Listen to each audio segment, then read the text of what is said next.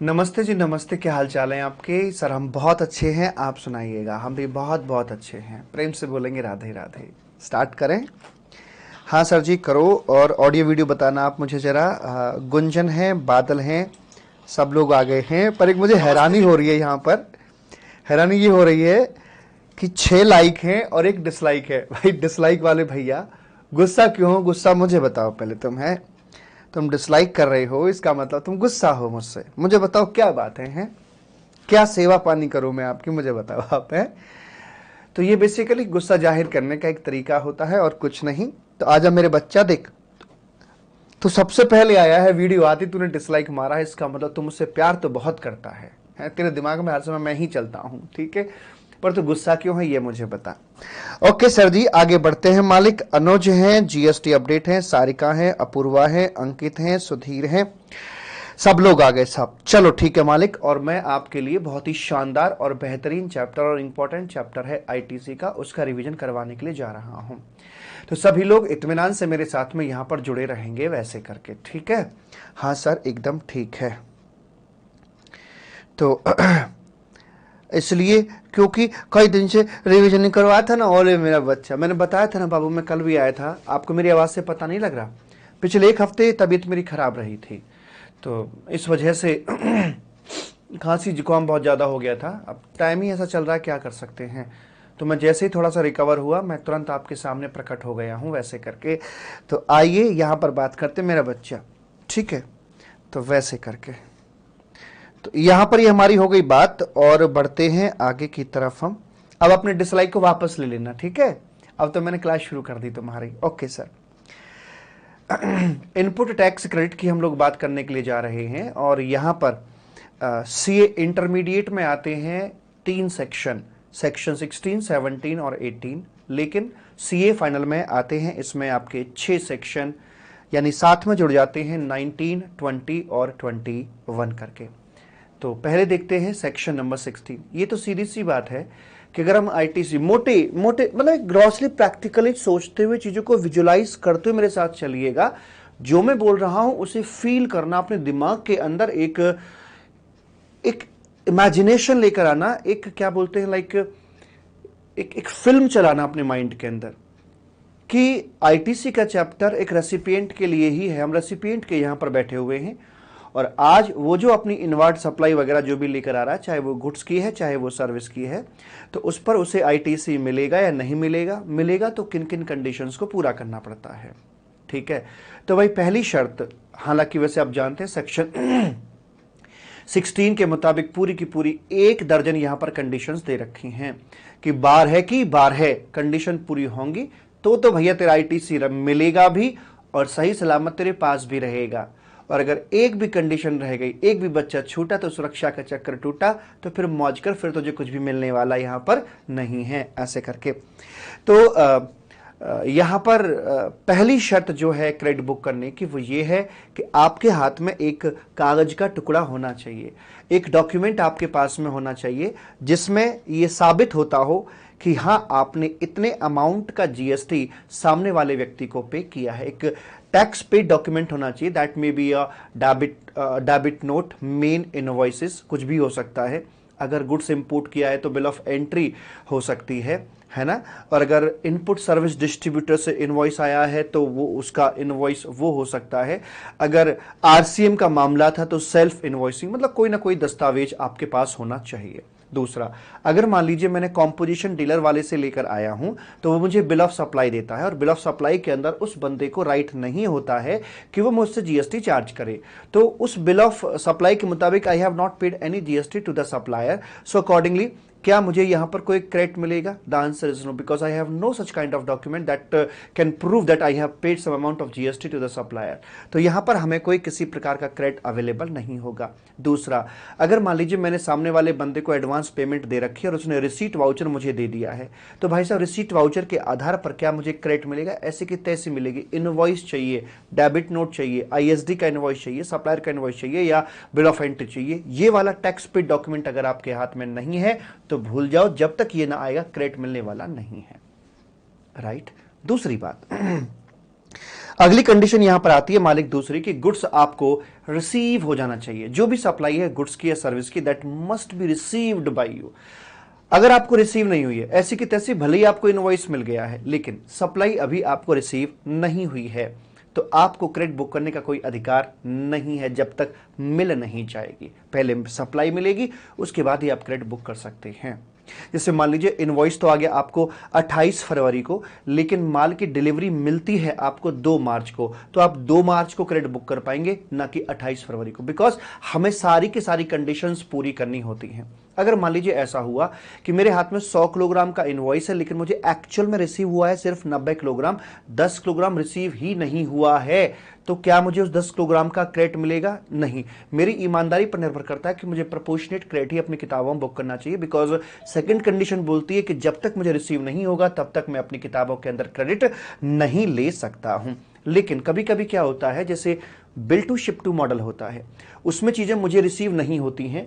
जैसे मान लीजिए मैंने किसी से माल खरीदा और खरीद के मैंने आगे किसी अपने बंदे को आगे मैंने उसको सोल्ड आउट कर दिया, उसको मैंने बेच दिया है, और जो गुड्स था पहले यहां आता नॉर्मली, फिर यहां से आगे जाता, तो अगर मेरे पास आता फिर तो कोई दिक्कत वाली बात थी नहीं, जैसे ही रिसीव होता मैं क्रेडिट बुक कर लेता। लेकिन वो मेरे पास आया ही नहीं, और अगर वो मेरे पास आया ही नहीं बल्कि डायरेक्ट डिस्पैच करवा दिया जाता है, तो जैसे ही वो बंदा रिसीव करता है, इस प्रक्रिया को ऐसे मानते हैं जैसे कि मैंने रिसीव कर लिया हो, that person receiving the goods on my behalf.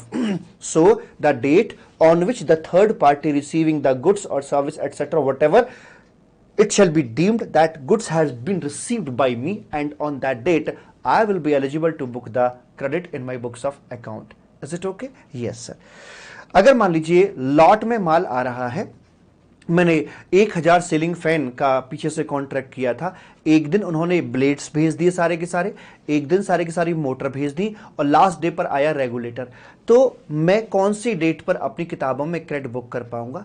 जब मेरे पास इनवॉइस में लिखी हुई समस्त क्वांटिटी आ जाएगी, तब माना जाएगा कि हाँ आ गया। तो मुझे बताइए, रेगुलेटर आ गए, ब्लेड्स आ गए, मोटर नहीं आई, तो क्या मैं कह सकता हूं कि मुझे पंखा रिसीव हो गया? The answer is no. पंखा मतलब फैन। फैन जब तक मुझे रिसीव नहीं हुआ कंप्लीटली, तब तक हम नहीं कह सकते कि हमें रिसीव हो गया। इसलिए whatever the item that you have been purchased from the supplier, that must be received by you, and only after that you will be entitled to have credit in your books of account. Right? हाँ sir ji, एकदम ठीक है। आज refund तक खत्म करा दो। अरे मेरा बच्चा कितना गुस्से में है। इतना गुस्सा ठीक नहीं बाबू मेरे, आराम से करेंगे, क्या दिक्कत। 18 से पहले पहले कोशिश करूंगा, करवा दूंगा मैं आपको, ठीक है। 18 से मेरा नया बैच शुरू हो रहा ना, इसलिए तो हाँ। उसके बाद में अगली कंडीशन आती है कि जो दोनों पार्टी, सप्लायर जो है ना, उसका भी जीएसटी भरा होना चाहिए और रेसिपिएंट उसका भी जीएसटी भरा होना चाहिए। ये एक डर बिठाने के लिए बोल रखा है कि भैया अगर आप अपना जीएसटी नहीं भरोगे ना, तो आपको ना हम क्रेडिट नहीं देंगे। लेकिन मेरा समझ में आता है, ठीक है, अगर मैं अपना खुद का जीएसटी नहीं भरूंगा तो मेरी एसएससी वो कर देंगे। समझ में आती है चीज कि मैं अगर कुछ गलत करता हूं तो सजा मैं ही भुगत रहा हूं। लेकिन अगर मान लीजिए वो बंदा जो सप्लायर जिससे माल लेकर आ रहा हूं, अगर वो अपना टैक्स नहीं भर रहा है, तो मेरा क्रेडिट डिनाई क्यों किया जा रहा है? तो इसकी बड़ी आलोचनाएं हुई और फाइनल प्रोविजन इसमें यह निकल कर आया है कि मान लीजिए उसने मुझे 10 इनवॉइस इश्यू किए थे, 7 उसने जीएसटीआर 1 में अपने दिखा दिए, 3 इनवॉइस वो खा गया, मिस कर गया वो, और मान लीजिए 3 इनवॉइस के अंदर 30,000 का 30,000 का जीएसटी बनता था, ठीक है। हर इनवॉइस के अंदर मान लो 10,000 का इनवॉइस बनता था और 10 इनवॉइस थे, तो टोटल जो बनता था जीएसटी वो 1 लाख का था। लेकिन उसमें से 70,000 का तो दिखा दिया जीएसटी वाले इनवॉइसेस, 30,000 के इनवॉइस उसने नहीं दिखाए। तो ऐसे वाले सिचुएशन में मुझे कितना क्रेडिट मिलेगा? तो यहां पर बोला जाता है कि जो भी इनवॉइस उसने मिसिंग कर दिए हैं, उनमें जो भी आपका डिस्प्यूटेड अमाउंट ऑफ जीएसटी था वो तो 30,000, 30,000 को यहां रख लो, ठीक है। और जो भी आपके जीएसटीआर 2A के अंदर, जो भी आपके जीएसटीआर 2A के अंदर रिफ्लेक्शन आ रहा है, उसने GSTR 1 भरा होगा, फिर यहां पर 2A आया होगा, उसमें जितना भी आपका क्रेडिट है उसे बोलते हैं क्लियर क्रेडिट। GSTR 2A के अंदर जो दिख रहा है वो क्या है, क्लियर क्रेडिट। उस क्लियर क्रेडिट का 10%, 70,000 था, 70,000 का 10% हो गया 7,000 रुपीज। सो 7,000 रुपीज और ये आपका 30,000, विच एवर इज लोअर, उतने तक का क्रेडिट आप अपनी किताबों के अंदर ले सकते हैं। पहले ये परसेंटेज 20% हुआ करती थी, अभी ये परसेंटेज 10% हो गई है। और मजे की बात बताऊं, जिनको आगे एग्जाम देना है नवंबर 2021 में, उनके लिए 5% हो चुकी है। प्रेम से बोलेंगे राधे राधे। पर आपको मई में एग्जाम लिखना है तो आपके लिए 10% है जो आपने पढ़ा है, राइट? Yes sir. उसके बाद राधे राधे आगे बढ़ते हैं, ये हमारी बात हो गई है। उसके बाद रेसिपिएंट नीड टू फाइल, ये हो गया, ये भी हो गया, चौथा हो गया। अब आती है 5वें नंबर की बात कि जो यहां पर आपका रेसिपिएंट बंदा होता है ना, इसे बिल का पेमेंट 180 दिन के अंदर करना होता है। इसके पीछे थॉट ये है कि यार अगर ये वाकई में जेन्युइन ट्रांजैक्शन है आपकी, और वैसे भी जो बिल वो व्यक्ति मुझे यहां पर इश्यू करता है ना यार, तो उस बिल के अंदर जीएसटी अमाउंट भी तो होता है। तो गवर्नमेंट ये चाहती कि भैया सप्लायर को जीएसटी भरना है तो तू भी उसका बिल का पेमेंट ना उसको दे दियो भैया। अगर तू ना देगा तो वो जीएसटी कैसे भरेगा, उसको दिक्कतें हैं। हालांकि उसे तो बोल रखा है कि तेरा पेमेंट, सप्लायर को तो बोल रखा है कि तेरा पेमेंट सामने से आए या ना आए तुझे जीएसटी भरना ही भरना है, तेरा time of supply invoice base पे निकाल देंगे। लेकिन थोड़ा सहूलियत के लिए ये कंडीशन भी डाल दी कि भैया 180 दिन में पेमेंट कर दियो उस बंदे का, अगर नहीं करेगा तो हम तेरा राजपाट सब नाश कर देंगे। ऐसे करके इसको डरा दिया, धमका दिया यहां पर आकर। अच्छा जी, अब सिचुएशन क्या बन सकती है, मेरे पास इनवॉइस आया, मैंने मेरी किताबों में क्रेडिट बुक कर लिया। अब उस इनवॉइस का मैं पेमेंट 180 दिन में कर भी सकता हूं और नहीं भी कर सकता। अगर कर दिया तो ओके, और अगर नहीं किया तो क्या, तो रात को स्वप्न आएगा, स्वप्न में राजपाट नष्ट करवा दिया जाएगा। यानी कि 181वें दिन की सुबह जितना भी मेरा आईटीसी मैंने मेरी किताबों में बुक कर रखा था वो मुझे रिवर्स करना पड़ेगा। अर्थात उतने अमाउंट के बराबर की एक लायबिलिटी मुझे अपने लायबिलिटी रजिस्टर के अंदर बुक करनी होगी, जो मेरा पोर्टल पर अवेलेबल होता है ना, ई लायबिलिटी रजिस्टर, उसमें एक लायबिलिटी मेरी पहुंच जाएगी इक्विवेलेंट आईटीसी की। अगर मान लीजिए आधा पेमेंट कर दिया, आधा नहीं किया, तो जितना तक पेमेंट नहीं किया उतना तक जो प्रोपोर्शनेट मेरा आईटीसी बनता था उतने तक की एक इक्विवेलेंट लायबिलिटी क्रिएट करके मेरा ई लायबिलिटी रजिस्टर को अपडेट कर दिया जाएगा। क्या भविष्य में वो मिलेगा? हाँ, मिल सकता है। अगर आप 180 दिन के बाद जब जब जितना जितना पेमेंट करेंगे तब तब उतना उतना प्रोपोर्शनेट आईटीसी आपको अवेलेबल हो जाएगा। मोटी बात क्या है, कॉन्सेप्ट क्या है, शुरुआती दौर में डे 1 पर आप अपनी किताबों में क्रेडिट बुक कर सकते हैं invoice based, subject to the condition that you will make payment within 180 days. Otherwise अगर आप ऐसा नहीं करते हैं तो 180 दिनों के बाद फिर आपको जो क्रेडिट रीअवेलमेंट होगा वो आपका पेमेंट बेसिस पर होगा। शुरू में इनवॉइस बेस्ड, 180 दिन के बाद रीअवेलमेंट के समय पर वो आपका पेमेंट लिंक्ड कर दिया जाएगा। लेकिन उनका क्या, जो आपकी एफओसी ट्रांजैक्शंस होती हैं जहां पर पेमेंट करना ही नहीं होता है, वो सप्लाई भी होती है, जीएसटी भी बनता है, लेकिन जैसे मान लीजिए डीम्ड डिस्ट्रिक्ट के बीच में ट्रांजैक्शन हुई, एफओसी हुई, सप्लायर जीएसटी भर देगा अपना, रेसिपिएंट क्रेडिट ले लेगा, बट चूंकि एफओसी सप्लाई है इसलिए पेमेंट का भी होगा नहीं, तो 181वें दिन ऑलवेज यहां पर रिवर्सल हो जाएगा। हाँ, लगता तो ऐसा ही है, रिवर्सल हो जाएगा, तो बड़ी दिक्कत वाली बात होगी, फिर तो हर बार रिवर्सल ही होगा, फिर तो प्रैक्टिकली कभी जीएसटी का क्रेडिट मिल ही नहीं पाएगा डीम्ड डिस्ट्रिक्ट वाले केस के अंदर। तो यहां पर कहा गया कि बिन फेरे हम तेरे, अर्थात इसका मतलब यह है कि यहां पर एफओसी ट्रांजैक्शन में भले ही आप पेमेंट ना करो लेकिन बिना पेमेंट के भी पेमेंट मान लिया जाएगा, यानी कि बिना शादी के ही शादीशुदा मान लिया जाएगा। मोटी बात यह है, कहना यह चाहते कि एफओसी ट्रांजैक्शन में आपकी 180 दिन वाली कंडीशन अप्लाई नहीं करवाई जाएगी। दूसरी बात, अगर मान लीजिए आरसीएम एप्लीकेबल हो रहा होता है तो आरसीएम में सामने वाली जो पार्टी सप्लायर जो है वो अपने डॉक्यूमेंट के अंदर मुझसे कोई जीएसटी अमाउंट चार्ज नहीं करता, because I will have to pay GST directly to the government. So अब उसको कुछ जीएसटी रिकवर करना ही नहीं है, मतलब उसमें जो मैं उसको पेमेंट करूंगा उसमें गवर्नमेंट का कोई अंश है ही नहीं, गवर्नमेंट का कोई रेवेन्यू का योगदान है ही नहीं, मतलब उसमें कोई पार्ट नहीं है, तो गवर्नमेंट वाला क्यों कंडीशन डालेगी? गवर्नमेंट कैसे कि तैसे पेमेंट कर मत कर, हमें कोई मतलब नहीं है, क्योंकि जीएसटी यहां से चाहिए। तो आरसीएम वाली सिचुएशंस में भी 180 दिन वाली कंडीशन अप्लाई नहीं कराई जाती है। ऐसे करके हम बात करके चलते हैं मालिक, ठीक है जी। तो ये थी आपकी यहां पर 5वीं कंडीशन। सर इंटर वाले भी देख सकते हैं क्या? हाँ बाबू, बिल्कुल इंटर वाले भी देखो क्योंकि 3 सेक्शंस आपके कॉमन है, 16, 17 और 18, 3 सेक्शन कॉमन है। तो प्लीज इंटर वाले भी देखें, क्योंकि सेम थ्योरी इंटरमीडिएट वालों के लिए भी है, उनको मैं कोई अलग से नहीं बताने वाला, शब्द तो मेरे यही रहेंगे मालिक। तीन सेक्शंस इंटरमीडिएट वालों के लिए भी हैं, ध्यान दीजिएगा। सेक्शन जैसे मेरे 16, 17, 18 हो जाएं, आप एग्जिट कर सकते हैं इंटरमीडिएट वाले, ठीक है। उसके बाद में आगे आ जाओ मालिक। 6वें पॉइंट पर आते हैं कि जो इनवर्ट सप्लाई है वो आपकी बिजनेस पर्पस के लिए, और सीधी सी बात है यार, मतलब इनवर्ट सप्लाई है और बिजनेस पर्पस के लिए इस्तेमाल ना करो तो क्या आपको क्रेडिट मिल जाएगा? नहीं मिल पाएगा। अब मैं एक वाटर सॉफ्टनर लेकर आता हूं अपने घर के लिए, नया घर बन रहा है ना मेरा, तो वहां पर उसके ला के लगा देता हूं, और मान लो बिलिंग भले ही मैंने कंपनी के नाम पे करवा दी हो, तो क्या लॉजिकली, एथिकली, लीगली, सोशली मुझे क्रेडिट मिलना चाहिए? The answer is no. चूंकि मैं उसे बिजनेस में लगा ही नहीं रहा, तो बता मुझे क्रेडिट क्यों मिलना चाहिए? क्रेडिट वहां पर नहीं दिया जाएगा।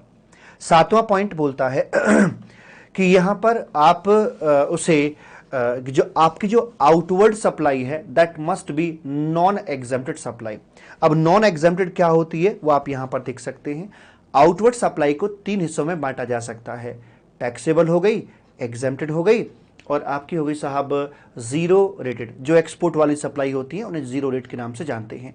तीनों में क्या समानता है, क्या असमानता है, या तीनों के बारे में देखो मैं आपको बताऊं। जो टैक्सेबल है उस पर जीएसटी जाएगा, जीरो रेट वाले पे जीएसटी नहीं जाता है, और एग्जेम्प्टेड पे जीएसटी नहीं जाता है। तो जीरो रेट और अगर मैं एग्जेम्प्टेड की तुलना करने बैठूं तो इन दोनों में समानता यह है कि दोनों में आउटपुट जीएसटी नहीं होता, लेकिन दोनों में विषमता यह है कि एक में आईटीसी मिलता है और एक में आईटीसी अवेलेबल नहीं होता है। If your outward supply is an exempted supply then you are not entitled to have ITC, but if your outward supply is a zero rated supply then आपको वहां पर आईटीसी अवेलेबल हो जाता है, क्योंकि ये एक्सपोर्ट का मामला है। एक्सपोर्ट के मामले में ये वाला एक्सपोर्ट का मामला है। अगर एक्सपोर्ट के मामले में आईटीसी हम अलाउ नहीं करके चलेंगे तो ये हमारी कॉस्ट का पार्ट बनेगा। कॉस्ट का पार्ट बनेगा तो जो ओवरसीज इंडिया के बाहर जो माल जा रहा है उसकी कीमतें बढ़ जाएंगी, और कीमतें बढ़ेंगी तो हमारे प्रोडक्ट की इंटरनेशनल मंडी के अंदर जो डिमांड है वो घटेगी। डिमांड घटेगी तो हमारे पास फॉरेन करेंसी कम आएगी, फॉरेन करेंसी कम आएगी तो हमारा रुपया वीक हो जाएगा। इसलिए गवर्नमेंट चाहती कि हम एक्सपोर्ट ज्यादा से ज्यादा करें। वो तब संभव है कि विदेशी मंडी में हमारा गुड्स सस्ते से सस्ते दामों पर पहुंच चाहिए। और वैसे भी आपको बताऊं, one of the most important principle is destination principle है हमारा। वो ये कहता है कि भाई इंडियन टैक्स का लोड ओवरसीज कस्टमर पे नहीं जाना चाहिए। तो अगर मैं इसका आईटीसी नहीं दूंगा तो कहीं ना कहीं ये बिना वीजा के ही छिपकर फाइनल प्रोडक्ट की वैल्यू का पार्ट बनकर ये विदेश तक पहुंच जाएगा। इसलिए हमने कहा कि इसको भाई यहीं खत्म करो, इसको कॉस्ट का पार्ट मत बनने दीजिए, और इसका आईटीसी यहां पर अवेलेबल हम करवा देते हैं। तो ये तो है आपका यहां पर एग्जेम्प्टेड, और एग्जेम्प्टेड को छोड़कर जो बाकी है आपका यानी कि टैक्सेबल और जीरो रेटेड, इन दोनों को मिलाकर बोल देते हैं नॉन एग्जेम्प्टेड। तो ऐसा कहा जा सकता है कि नॉन एग्जेम्प्टेड आउटवर्ड सप्लाई है तो आईटीसी मिलेगा, अदरवाइज आपको आईटीसी नहीं दिया जाएगा। ऐसे करके बोल सकते हैं। ठीक है जी मानिक? हाँ सर जी बिल्कुल ठीक है। तो भैया इंटरमीडिएट वालों तुम भी जुड़ जाओ साथ में यार, सबको फोन वन कर दो। जिनको अगर नहीं पता भी है ना तो बोल दो कि भाई साहब बाबा आ गए हैं, बाबा का प्रवचन शुरू हो गया है 1 बजे। ठीक है, तो भैया बुला लो और जोड़ लो। ओके सर जी, आगे बात करें मालिक। आगे कहता है यहां पर आकर सर अगर मिक्स यूज करें तो, कि मान लीजिए कुछ हमने एग्जेम्प्टेड में लगा दिया, कुछ नॉन एग्जेम्प्टेड में लगाया, कोई बात नहीं। मिक्स यूज करोगे तो प्रपोर्शन किया जाएगा, एक फॉर्मूला लगाएंगे जो कि मेरा सेक्शन 17 में डिस्कस किया जाएगा। वैसे करके आगे है लास्ट डेट क्या होती है आईटीसी को बुक करने की? अगले साल का मिड। जी, अगले साल का जो मिड आता है सितंबर, उसकी वो वाली डेट आ गई, उसकी जो रिटर्न जाएगी। और एनुअल रिटर्न फाइलिंग की डेट, एनुअल रिटर्न फाइलिंग की जो लास्ट डेट होती है 31 December of next financial year होती है। पहले भी आप कर सकते हो बट कोई करता नहीं है। तो अगले साल की एनुअल रिटर्न की डेट और अगले साल में जो मिड ऑफ द ईयर का महीना होगा सितंबर, उसकी जो रिटर्न की डेट होती है वो विच एवर इज अर्लियर, जो भी पहले होगा that will be the last date to book the credit. ये सब मैंने पोर्टल पे दिखा रखा है कि जब आप आईटीसी बुक करने बैठते हैं तो पूछता भैया इनवॉइस की डेट बताओ, और इनवॉइस की डेट अगर ज्यादा पुरानी है, इस पीरियड से ज्यादा पुरानी जा रही होती है, तो वहां पर वो क्रेडिट को पकड़ता ही नहीं है। सारी चीजें आपके पोर्टल से लिंक मैंने कर रखी हैं आपके लिए। उसके बाद आगे बोलता है कि भाई साहब ध्यान दीजिए, ये रीअवेलमेंट वाली जो ये जो कंडीशन है last date of ITC book करने वाली, ये आपकी रीअवेलमेंट वाले सेक्शन पर अप्लाई नहीं होगी। रीअवेलमेंट का मतलब ये वाला था कि जहां पर आप 180 दिन में पेमेंट नहीं करते, बाद में पेमेंट करते, तो बाद में आपको क्रेडिट मिल जाता है, तो उस समय जो रीअवेल कर रहे होगे उस समय आपका ये लास्ट डेट वाला कॉन्सेप्ट लागू नहीं होगा। यानी कि ये जो हम कह रहे हैं कि अगले साल के मिड तक आप क्रेडिट बुक कर लीजिएगा, it is only for original booking of ITC, it is for original booking only, not for reavailment, ऐसे करके। उसके बाद बोलते हैं कि भाई इधर आईटीसी और डेप्रिसिएशन, मतलब ये कि अगर आप कोई मशीनरी यहां पर खरीद कर ला रहे हैं, लाख रुपए की आपकी मशीनरी बनती थी, 18,000 रुपए का जीएसटी बनता था, तो जो 18,000 रुपए का आपका कंपोनेंट है, या तो आप उसका क्रेडिट बुक कर लीजिए, या अगर आप क्रेडिट बुक नहीं कर पाते हैं, माइट बी पॉसिबल कि आपका जो आउटपुट यहां पर बनता है ना मालिक वो आपका एग्जेम्प्टेड है, so you are not able to book the credit of 18,000 rupees, तो आपकी कॉस्ट का पार्ट बन जाएगा। कॉस्ट का पार्ट बनेगा तो नेचुरली 1,18,000 कॉस्ट आपकी हो जाएगी, और इनकम टैक्स में जब डेप्रिसिएशन काटते हैं जिस वैल्यू के ऊपर, तो वहां कटेगी 1,18,000 रुपए पर। और अगर आपको क्रेडिट मिल जाता है तो इनकम टैक्स का जो डेप्रिसिएशन है वो कटेगा आपका 1,00,000 रुपए पर। तो जरा कॉम्बिनेशन देखिए, यहां आईटीसी मिला, यहां आईटीसी मिल गया, तो वहां आईटीसी सॉरी, अगर यहां आईटीसी मिल गया है तो वहां पर डेप्रिसिएशन वाली वैल्यू के अंदर जिस पर डेप्रिसिएशन काटना है उसमें 18,000 शामिल नहीं है, वो डेप्रिसिएशन सिर्फ 1,00,000 पे कटेगा। और अगर यहां पर आपको आईटीसी नहीं मिला है, आईटीसी नहीं मिला है, तो फिर आपका जो इनकम टैक्स का डेप्रिसिएशन है वो 1,18,000 पे कटेगा। तो जो आपका जीएसटी लग के आ रहा था, या तो उसका आईटीसी ले लो या इनकम टैक्स में डेप्रिसिएशन खा लीजिए, कोई एक ही काम होगा, दोनों काम यहां पर नहीं हो सकते हैं। वैसी वाली बात हमारी निकल के आती है। बीच में ओके ओके करता रहा करो, और मुझे अच्छा लगता है कि ठीक है साहब, समझ में आ रहा है, बढ़िया से चलते रहो, कोई दिक्कत वाली बात नहीं है। आगे बढ़ते हैं।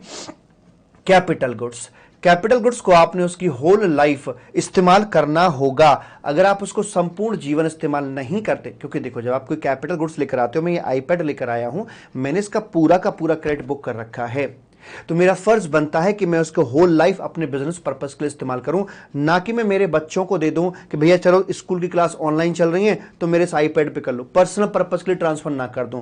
क्योंकि मैंने पूरा क्रेडिट खाया है, तो मैं इसका फर्ज बनता है लीगली, एथिकली, सोशली, कि मैं उसे होल लाइफ बिजनेस में इस्तेमाल करूं।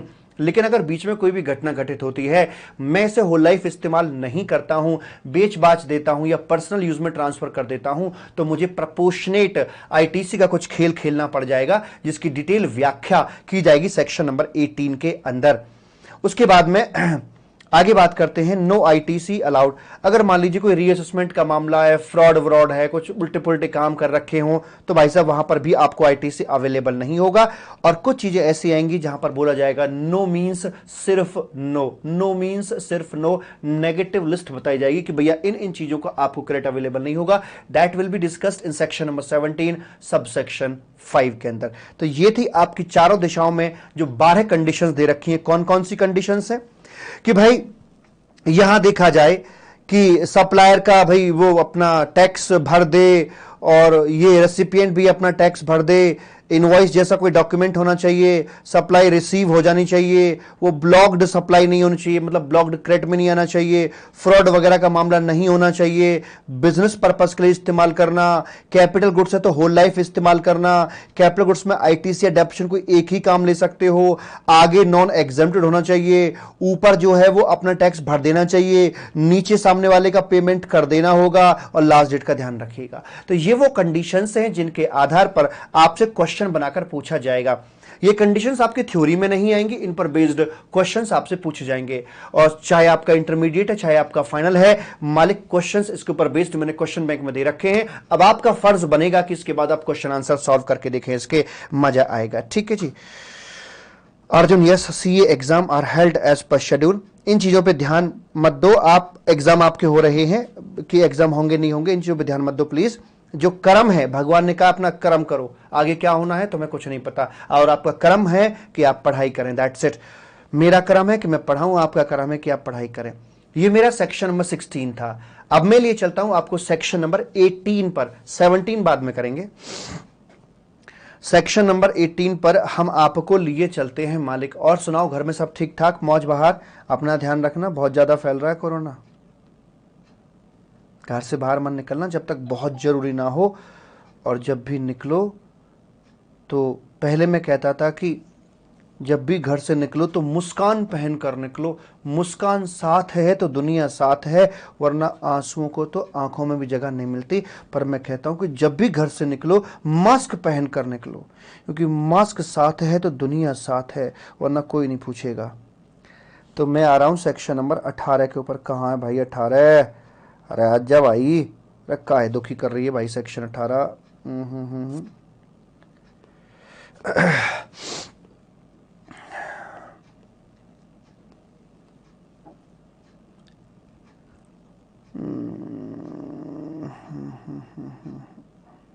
यस, मैंने कर दिखाया।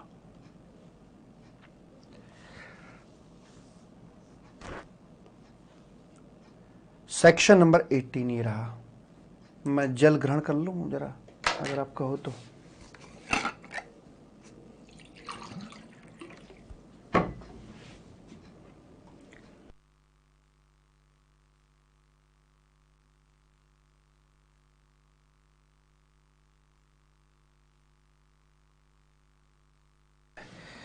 हाँ जी,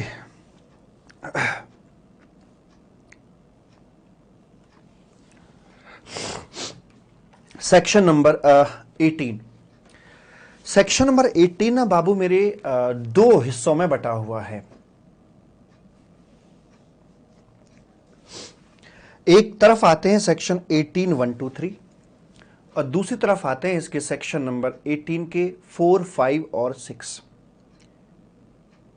18 1 2 3 में कुछ ऐसी बात होंगी जैसे black and white life to colourful life, जैसे लाइक गांव से शहर में आना, ब्लैक एंड वाइट जिंदगी से एक रंगीन दुनिया में आ जाना जहां चारों तरफ लाइटें ही लाइटें हों, लाइक सिंगापुर। 18 के सेक्शन 4 5 6 में इसकी अपोजिट बातें करेंगे हम लोग, लाइक जहां पर कलरफुल लाइफ से, रंगीन दुनिया से हम ब्लैक एंड वाइट लाइफ में जा रहे होंगे। जस्ट लाइक कि हम शहरों से गांव की तरफ जा रहे हैं, लाइक कोरोना काल में ऐसा ही होता है, शहरी जिंदगी गांव में चली जाती है क्योंकि जीवन गांव में है। ये साबित हो चुका है कि जीवन गांव में है, क्योंकि अगर जीवन शहरों में होता तो लोग शहर छोड़कर गांव नहीं जाते। ठीक है, तो ऐसे करके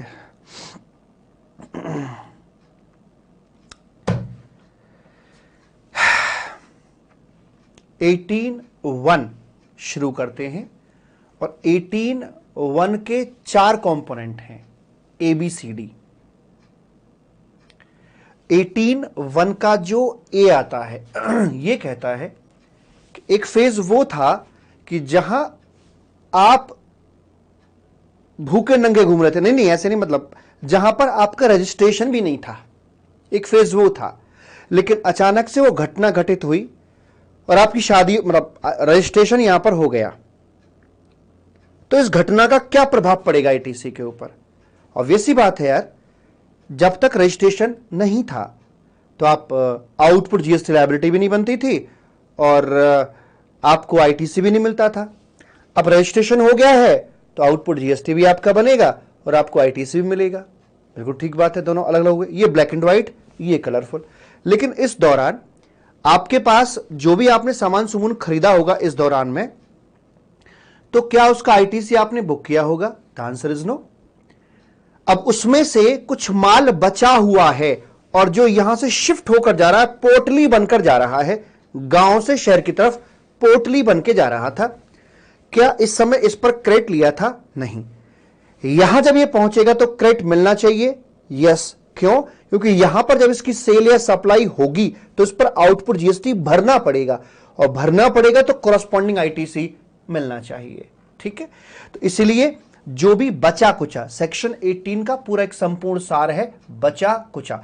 जो भी बचा कुचा है उससे कनेक्टेड जो भी आपका ITC बनता है वो ITC आप यहां पर बुक कर लेंगे, बशर्ते कि आपने रजिस्ट्रेशन 30 दिनों के अंदर अंदर करा लिया हो। 30 दिनों का समय होता है ना नॉर्मली कि भाई 30 डेज के अंदर आपको एप्लीकेशन देनी है रजिस्ट्रेशन की, तो आप ये बेनिफिट तभी ले पाएंगे जब आप रजिस्ट्रेशन टाइमली करवा लेते हैं। ध्यान रखना, रजिस्ट्रेशन टाइमली कराते हैं तो ही ये बेनिफिट मिलेगा, अदरवाइज नहीं मिल पाएगा। दूसरी बात, अगर आप वॉलंटरी रजिस्ट्रेशन का केस देखते हैं सेक्शन 18(1)(b) में स्वागत है। पहले यहां बच्चे ही थे, बच्चे तो अभी भी हैं, लेकिन जिद पकड़ बैठे, मम्मी मैं भी शादी करवाऊंगा, मम्मी मैं भी शादी करवाऊंगा। अच्छा बेटा, बाल विवाह मैं भी करवाऊंगा। हाँ तू करवा ले, चल बेटा तू भी करवा ले। तो यहां आउटपुट जीएसटी लायबिलिटी नहीं थी बिकॉज ऑफ नो रजिस्ट्रेशन, और यहां आईटीसी भी नहीं मिलता था। अब यहां से कोई भी पोर्टली बनाकर आगे लेकर जाएगा, कुछ बचा कुछ स्टॉक था पड़ा हुआ था जिस पर आईटीसी नहीं मिला हुआ था, जब ये यहां पहुंचेगा तो निश्चित तौर पर इस पर आपको आउटपुट जीएसटी भरना पड़ेगा। आउटपुट जीएसटी भरना पड़ेगा तो ऑब्वियस सी बात है यार, यहां आपको उसके करस्पॉन्डिंग आईटीसी भी मिलना चाहिए, और करस्पॉन्डिंग आईटीसी मिलेगा तो वही कह रहा है कि जो भी आपका बचा कुचा इनपुट था उसका करस्पॉन्डिंग आईटीसी आपको यहां पर अवेलेबल करवा दिया जाएगा। ठीक है सर जी। ओके सर जी, ये हो गया आपका 18(1)(b). अब आता है 18(1)(c) और डी। ध्यान दीजिएगा, सी और डी के अंदर इनपुट के साथ साथ हम कैपिटल गुड्स की बात भी करने वाले हैं। अब यहां पर सी क्या बोलता है, कॉम्पोजिशन स्कीम टू रेगुलर या नॉर्मल स्कीम। आप कॉम्पोजिशन से रेगुलर या नॉर्मल स्कीम के अंदर जा रहे हैं तो क्या होगा, वी नो वेरी वेल कि अगर ये मेरा यहां पर एक इवेंट है, यहां पर मैं था कॉम्पोजिशन स्कीम के अंदर, और मुझे अच्छे से पता है कि अगर मेरा प्रीसीडिंग फाइनेंशियल ईयर में टर्नओवर 150 लाख, 75 लाख या 50 लाख एज द केस में भी वहां तक सीमित था, तो करंट ईयर में मैं एलिजिबल हो जाता हूं कॉम्पोजिशन स्कीम के लिए। लेकिन I will remain eligible for composition scheme only up to the limit of 150, 75 और 50 lakh as the case may be. तो हो सकता है कि mid of the current year के अंदर ही मुझे composition to regular scheme move करना पड़े, जस्ट बिकॉज कि मैं वो टारगेट अपना अचीव कर जाऊं। अगर मान लीजिए ऐसा होता है तो क्या होगा, लेट सपोज 10/9/2020 को ऐसा हो गया कि आप उस टारगेट को क्रॉस मार गए और आपको आना पड़ जाएगा रेगुलर स्कीम में। तो जो पुरानी लाइफ थी ब्लैक एंड व्हाइट लाइफ, तो composite dealer not entitled to have ITC, but as and when the person converted into regular scheme he will be entitled to book the credit of the same. तो यहां पर इसको credit मिलता है, यहां पर नहीं मिलता। Black and white to colourful life हो गई है। अब यहां से जो भी बचा कुचा माल इधर जारिया होगा उसका क्या करके चलोगे मालिक? सर यहां तो आपने कोई क्रेडिट नहीं लिया होगा at the time of purchase, कोई क्रेडिट की बात नहीं होगी, लेकिन जैसे वो आगे पहुंचेगा तो वहां पर आपको प्रोपोर्शनेट क्रेडिट अलाउ कर दिया जाएगा, बिकॉज जब ये माल यहां पर लाकर बेचा जाएगा तो ऑब्वियस सी बात है यार उसके ऊपर आपको जीएसटी भरना पड़ेगा। इस कारण से यहां पर आईटीसी भी आपको करस्पॉन्डिंग अवेलेबल करवा दिया जाएगा। पहले बताओ, हां बोलो, हां मालिक, सब ठीक ठाक चल रहा है या नहीं? Is it okay? हां बोलो, हां पहले। हाँ भैया देखो, अब शुरू में 2 डिसलाइक थे, एक बच्चे ने अपना डिसलाइक वापस ले लिया, मतलब उसका गुस्सा मैं दूर करने में कामयाब हुआ। आप धन्य हैं प्रभु, आपने अपना डिसलाइक वापस लिया, आपने हमारे ऊपर बड़ी कृपा बरसाई रखी है, आप धन्य हैं प्रभु। उसके बाद आप बहुत अच्छे हृदय के व्यक्ति हैं, ऐसा मुझे प्रतीत होता है जी। यस सर, सत्यांश सी जी।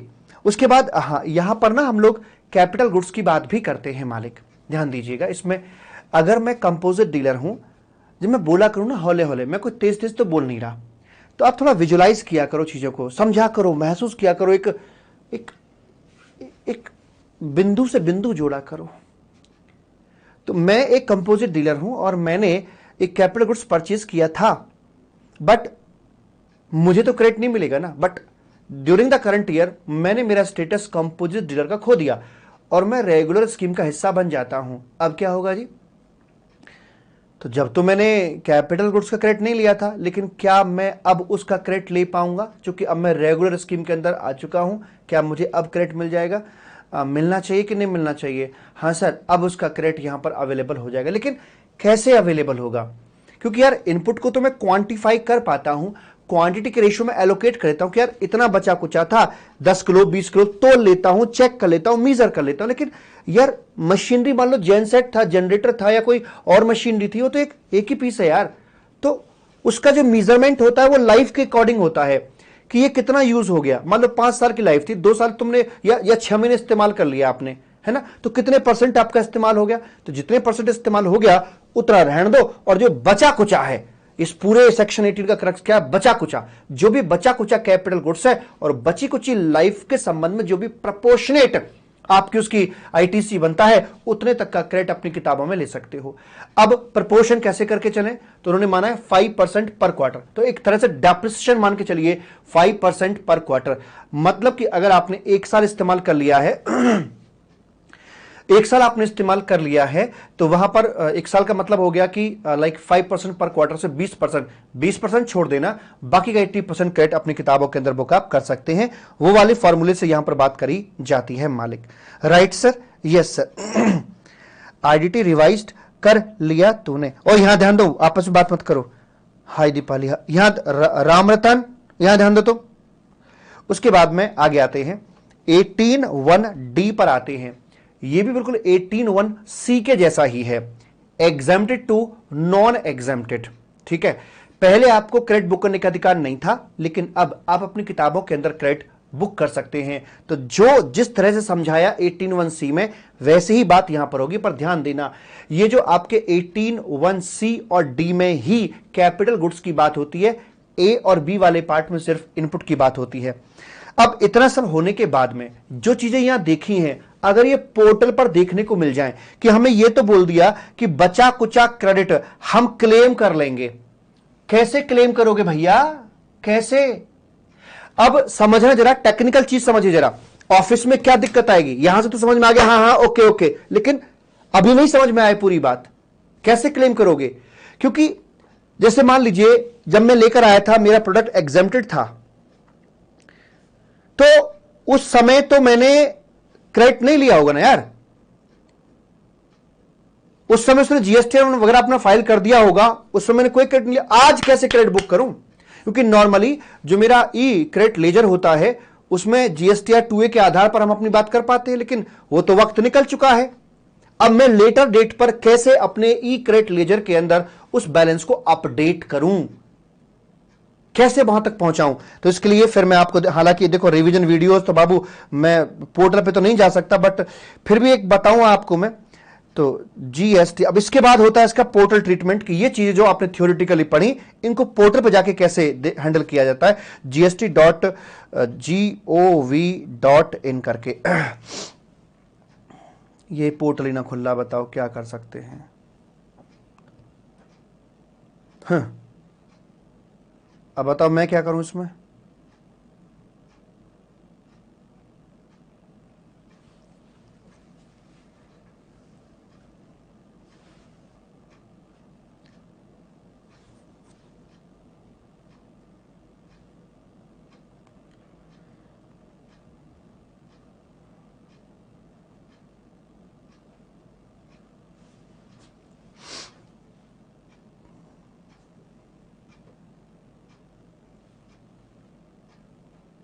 खुल गया।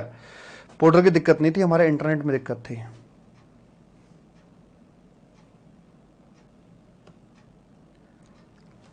भाई ये बताना कितना है, इसमें गड़बड़ हो जाती है। 19196033। यहां पर मालिक आ जाते हैं, सर्विसेज पे आइएगा, सर्विसेज पे रिटर्न्स पे आ जाते हैं, रिटर्न्स में आइएगा आईटीसी फॉर्म, तो यह आईटीसी फॉर्म इसके भरे जाते हैं। और जब आईटीसी फॉर्म हम भर के चलते हैं, तो ये आपके अलग अलग आईटीसी फॉर्म मालिक यहां पर आ जाते हैं, जिनके तहत यहां पर बातें करी जाती है। जैसे ये है आपका आईटीसी 01 प्रीपेयर ऑनलाइन, आईटीसी 01 आपको यहां पर भरना होता, प्रीपेयर ऑनलाइन। ये मेरी पूरी कंपनी का डेटा आ गया। Declaration for claim of input tax credit under subsection 1 of section 18। एक चीज और दिखाऊं, जब आप इसके सेक्शन 2 में आएंगे ना, तो वहां पे लिखा हुआ है ITC booking last date 1 year from the date of invoice of supply. ये जो स्पेशल क्रेडिट है आपका, ये रूटीन लाइफ में क्रेडिट नहीं मिल रहा, ये जो आपका स्पेशल क्रेडिट होता है ना मालिक, तो ये आपका 1 साल से ज्यादा पुराना इनवॉइस आपका नहीं होना चाहिए। तो यहां आप सिलेक्ट करते हैं कि भाई ये बताओ आप किस में, 18(1)A में हो या 18(1)D में हो। सर सी और वो तो है ही नहीं, यहां पे कोई बात नहीं। देखो जहां 18 1A लिखा है ना, तो ये ए और बी दोनों को कैप्चर करेगा, ये ए और बी दोनों को कैप्चर करता है। लिखा है नीचे क्लेम अंडर सेक्शन 18(1)A और 18(1)B। दूसरा, अगर आप डी पे क्लिक करोगे तो सी और डी ये दोनों को कैप्चर करता है, सी की बात भी करता है और ये आपसे यहां पर डी की बात भी करता है। ए और बी एक तरफ है, सी और डी एक तरफ है। ए और बी में सिर्फ इनपुट की बात होती है, सी और डी के अंदर आपकी कैपिटल गुड्स की बात भी हो जाती है। तो जब मैं यहां पर आता हूं ना मालिक, तो ये पूछता है कि भाई बताइए डेट ऑन विच गुड्स या सर्विस हैव बिकम टैक्सेबल, वो घटना कौन से दिन की थी जब आपके साथ ऐसा हुआ है। तो मैंने कह दिया भाई साहब ये घटना थी, मैंने यहां पर डेट डाल दी है। सप्लायर का जीएसटीएन, जिसके इनवॉइस के दम पर आप क्रेडिट ले रहे हो उसका जीएसटी रजिस्ट्रेशन नंबर यहां डालिए, इनवॉइस नंबर आपको यहां डालना है, इनवॉइस की डेट आपको यहां पर डालनी है। अब जो इनवॉइस की डेट होगी ना मालिक, अगर मैंने डाली है घटना की डेट 1/4/2021 डाली है, या कोई ऑडिट करूं उसको मैं, ये घटना की डेट में डालता हूं, मान लो 7/4/2021 डाली है। अब यहां पर आएगी इनवॉइस की डेट। अब इनवॉइस की डेट कितनी पुरानी हो सकती है, अब इनवॉइस की डेट आपकी कितनी पुरानी हो सकती है, तो मैं जाता हूं भैया गो बैक, मैं गो बैक करता हूं। तो ये है आपका यहां से ये डाला है हमने 7 अप्रैल ऐसे करके, एक सेकेंड, 7/4/2021 आगे घटना की डेट। तो इसके गो बैक अगर हम जाते हैं तो मेरे जो इनवॉइस की जो डेट होगी ना मालिक, वो 1 साल से ज़्यादा पुराना इनवॉइस यहाँ पर नहीं होना चाहिए। तो आप देखिए मैं अप्रैल 2020 में यहाँ पर आ जाता हूँ, क्या मैं यहाँ 6 अप्रैल 2020 को सेलेक्ट कर सकता हूँ? The answer is no. Portal भी चीख चीख कर कह रहा है कि आपका इनवॉइस जिसके आधार पर आप क्रेडिट बुक कर रहे हो वो 1 साल से ज्यादा पुराना नहीं होना चाहिए। अगर है तो आप क्रेडिट नहीं ले पाओगे, अगर है तो आप यहां क्रेडिट ले ही नहीं सकते, पोर्टल आपको अलाउ करेगा ही नहीं। तो ये 1 साल तक का हो सकता है। अगर वो 7/4/2021 है तो इनवॉइस डेट आपका 7/4/2020 से पुराना नहीं होना चाहिए, वरना पोर्टल इसे एक्सेप्ट नहीं करेगा। यहां टाइप ऑफ गुड्स आपको देने हैं, सेलेक्ट कीजिएगा। इनपुट था, कैपिटल गुड्स था, क्या था, क्योंकि यहां पर दोनों बात होती है। अगर आप ए और बी में सेलेक्ट करेंगे तो वहां पर कैपिटल गुड्स की बात नहीं होगी। डिस्क्रिप्शन ऑफ गुड्स आ जाएगा, यहां पर मेजरमेंट के यूनिट आएंगे, क्वांटिटी आएगी, वैल्यू आएगी, एडजस्ट आएगी। सेव करके ऐड कर दीजिएगा, सबमिट कर दीजिएगा डीएससी से। अब रेगुलर बैच होता है यार, टाइम मेरे पास मौजूद तो करके दिखाता पूर्ण रूप से, लेकिन आइडिया पक्का मैंने आपको दे दिया है ऐसे करके। तो मालिक एक बात बताइए, आपको जब ये चीज इस तरह से लिंक करने को मिलती तो बात वास्तविकता में समझ में आती यार कि हमें क्या करना है। ऑफिस में जब पहुंचोगे और ये आप पोर्टल देखकर ना जाओ किसी करस्पॉन्डिंग पोर्टल क्या होता है तो घबरा जाओगे, यार मैं क्रेडिट कैसे बुक करके चलूं, कौन से फॉर्म में कहां पर लेके चलना है। ठीक है जी, तो ए बी के अंदर इनपुट का है, सी और डी के अंदर इनपुट एंड कैपिटल गुड्स दोनों का आता है। और यहां पर आपकी बात कर रहे हैं 18(2) के अंदर कि आपका जो इनवॉइस है वो 1 साल से ज्यादा पुराना नहीं होना चाहिए, ऐसे करके। ठीक है जी, उसके बाद आगे बढ़ते हैं मालिक, आगे निकल के आता है भला आपका यहां पर 18(1)(3), ये है जी 18(1)(3). शान अलवर बाबू में अभी क्वेरी बीच में नहीं ले सकता, रिवीजन क्लास चल रही है मेरा बच्चा। तो यहां पर आकर 18(3) कहता है, 1(3) नहीं 18(3) कहता है कि देखिए अगर आप पूरे बिजनेस को ही बेच देते हैं तो क्या होगा, बिजनेस ही बेच दिया तो क्या होगा। तो पहली बात, जब एक पूरा का पूरा रनिंग बिजनेस बेच दिया जाता है तो वैसे वाले मामले में उसका जो क्लासिफिकेशन जाता है वो सर्विस में जाता है। उसके बाद ये सप्लाई भी बन जाती है, सारे कर्म पूरे हो जाते हैं। लेकिन जो एग्जम्पशंस पढ़ते हैं हम अपनी सर्विसेज की, तो वो एग्जम्पशन कैटेगरी में निकल जाता है। Sale of running business is equal to a exempted services. तो इस पर जीएसटी तो नहीं आएगा। अगर किसी व्यक्ति ने 10 करोड़ में अपनी दुकान बेच दी है तो 10 करोड़ रुपए के ऊपर तो जीएसटी आने वाला नहीं है मालिक। लेकिन प्रॉब्लम क्या आएगी कि जिस व्यक्ति ने बेचा है उसका परमानेंट अकाउंट नंबर अलग है और जिसने खरीदा है उसका पैन अलग है, और जो जीएसटी रजिस्ट्रेशन नंबर होता है वो पैन बेस्ड होता है। That's why the old person will surrender his certificate and the new person will, नए व्यक्ति को उसके साथ शादी करनी होगी, नया व्यक्ति जो है उस पर अपना नया रजिस्ट्रेशन लेगा। अब रजिस्ट्रेशन से लिंक होते हैं आपके तीनों प्रकार के लेजर, चाहे वो ई कैश लेजर हो, चाहे आपका ई क्रेडिट लेजर हो, कोई से भी लेजर की बात करो आपके इसी से लिंक वो मालिक यहां पर होते हैं। तो यहां आ जाते हैं आपके सारे के सारे जो लेजर्स हैं वो यहां पर आपके मालिक आते हैं। ठीक है सर जी, कोनो दिक्कत वाली बात नहीं, ये रहे आपके सारे के सारे लेजर। तो e cash ledger, electronic credit ledger, किस लेजर में क्या है वो हर हर एक का अपना अलग अलग होता है। जैसे मेरा अपना रजिस्ट्रेशन नंबर है, यहां पर ये वाला रजिस्ट्रेशन नंबर, इस रजिस्ट्रेशन नंबर में इस समय ई कैश लेजर में 443 रुपीज का बैलेंस पड़ा हुआ है। तो ऐसे ही अलग अलग लेजर्स के अंदर अलग अलग लायबिलिटी होती है। तो अब चूंकि रजिस्ट्रेशन चेंज होगा तो इस बंदे के जिसने अपना ये बिजनेस बेचा है, इसके जो भाई साहब वो पड़ा हुआ था, क्या बोलते हैं इसमें, जो वो था ना, क्या बोलते हैं, ई क्रेडिट लेजर का जो बैलेंस था वो सामने वाले के ई क्रेडिट लेजर में कैसे पहुंचेगा। किताबों में तो आपस में एंट्री कर ली बिजनेस बेचने पर, लेकिन ये वहां तक कैसे पहुंचेगा, ये दिक्कत वाला काम यहां पर हो जाता है। Are you getting my question? The answer is yes sir. वो कैसे पहुंचेगा? तो उसके लिए क्या करना होता है कि जो सप्लायर आदमी होगा ना, ये वाला जो बंदा होगा, ये पोर्टल पे जाएगा, सर्विसेज में जाएगा, वहां पर जाकर ये किस में जाएगा, रिटर्न्स के अंदर जाएगा, रिटर्न्स में जाकर आईटीसी फॉर्म पे जाएगा और आईटीसी फॉर्म के अंदर जाकर फॉर्म खुलेगा ITC 02 prepare online. Prepare online क्या बोलते हैं, declaration for transfer of ITC in case of sale हो, मर्जर हो, डीमर्जर हो, अमेलगमेशन हो। अगर आपने बिजनेस के साथ में ऐसा ट्रीटमेंट किया है तो वहां पर जाकर जिस व्यक्ति के नाम पर जितना पैसा आपको ट्रांसफर करना है, जस्ट लाइक पेटीएम ट्रांसफर, एक मोबाइल से दूसरे मोबाइल में पैसा ट्रांसफर हो जाता है, वैसे करके जितना भी आपको ट्रांसफर करना है ये फॉर्म भरिए, सेव कीजिए और अपना जो डिजिटल सिग्नेचर सर्टिफिकेट है जैसे सेव करोगे फिर उसके बाद ये आपके एक्टिवेट हो जाते हैं। डीएससी लगाइए, डीएससी नहीं है तो ईवीसी आएगा। ईवीसी होता है इलेक्ट्रॉनिक वेरिफिकेशन कोड, यानी कि ओटीपी। ओटीपी आएगा, उसके माध्यम से आपका फॉर्म सबमिट हो जाएगा और आपके ई क्रेडिट लेजर से चीजें उठकर, बैलेंस उठकर सामने वाले के ई क्रेडिट लेजर के अंदर वो ट्रांसफर करवा दिया जाएगा। प्रेम से बोलेंगे राधे राधे। ठीक है राधे? यस सर, कोनो दिक्कत वाली बात नहीं है।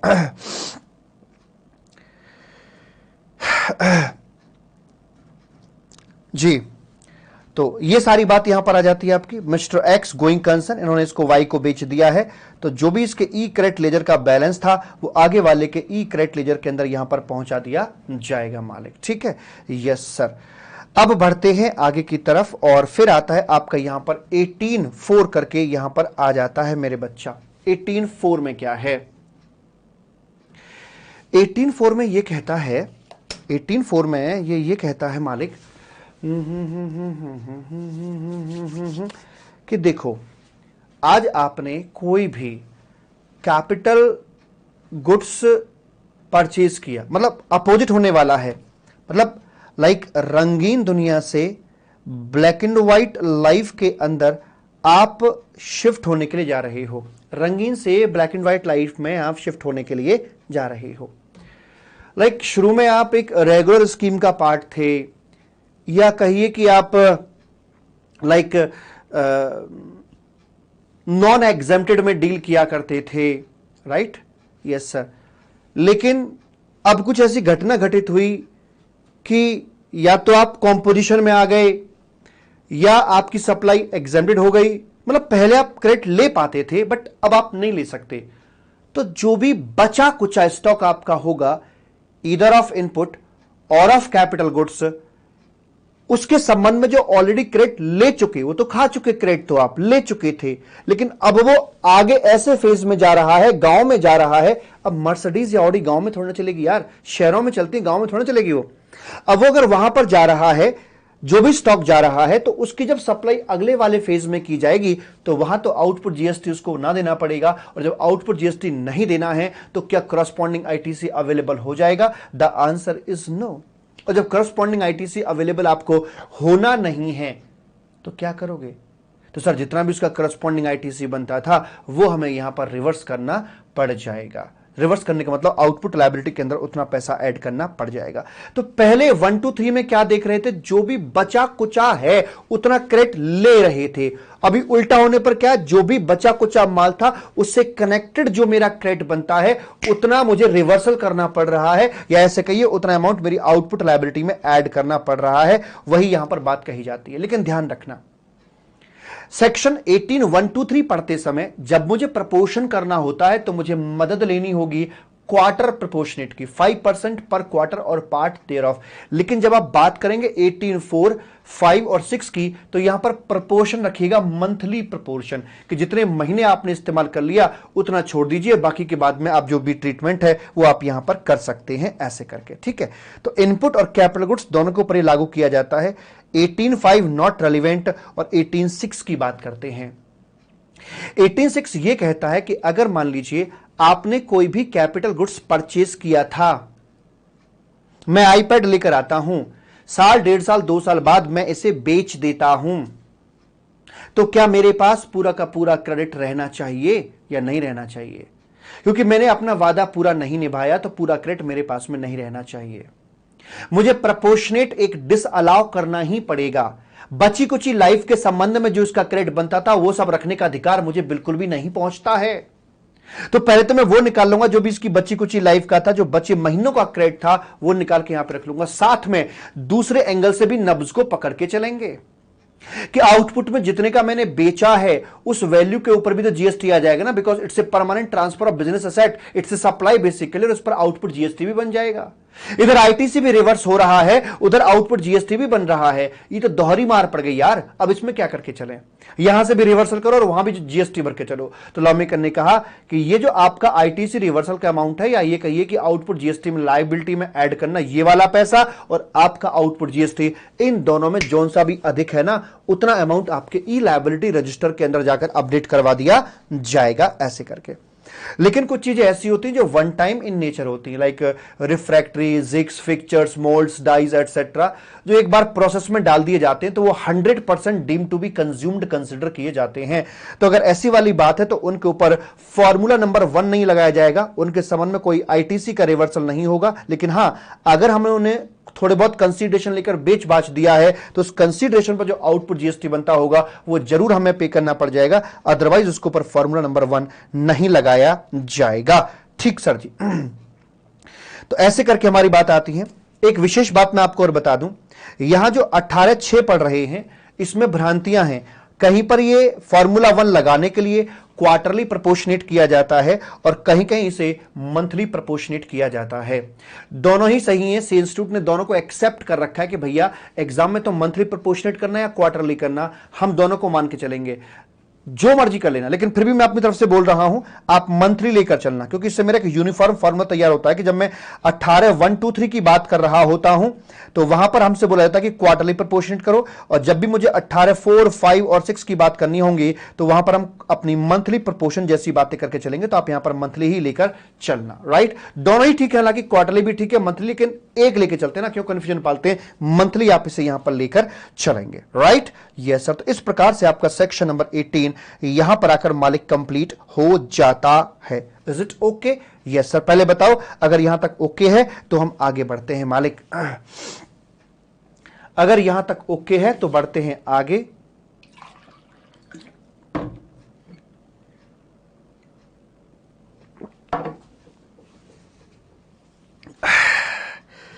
सीए इंटर का रिवीजन वीडियो, सीए इंटर का कोई नया थोड़ी ना आ रहा है यार। ये इंटर 3 सेक्शन सी इंटरमीडिएट में भी लगते हैं, 16, 17 और 18 करके, ठीक है।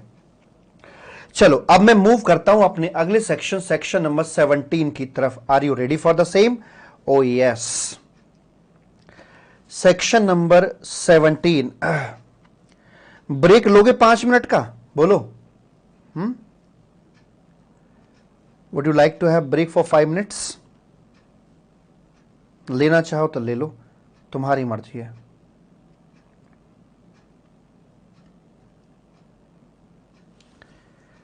Section number 17, section 17(5) query. Query नहीं, अभी क्वेरी में लग जाऊंगा तो भाई साहब क्वेरी होंगी फिर तो यहाँ पे। अभी बाबू रिवीजन कराने दो पहले मुझे। चलो 5 मिनट का ब्रेक लेते हैं, और सिर्फ 5 मिनट का, ओके। 5 मिनट के कितने हो रहे हैं? 154। शार्प 2 PM हम मिल रहे हैं। मैं लाइव ही रहूंगा, मैं ब्रेक की स्लाइड लगा रहा हूं, और 5 मिनट के ब्रेक के बाद मिलते हैं मालिक, ठीक है।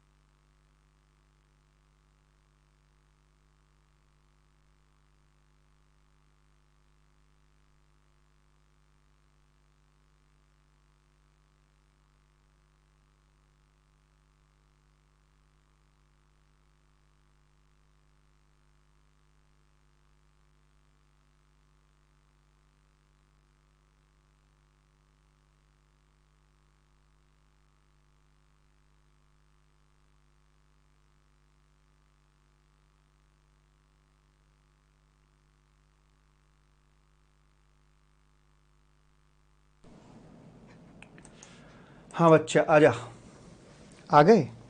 अब ब्रेक क्यों लेना पड़ता है 1 घंटे में? इसलिए कि बोलते बोलते ना कहीं गति तेज हो जाती है।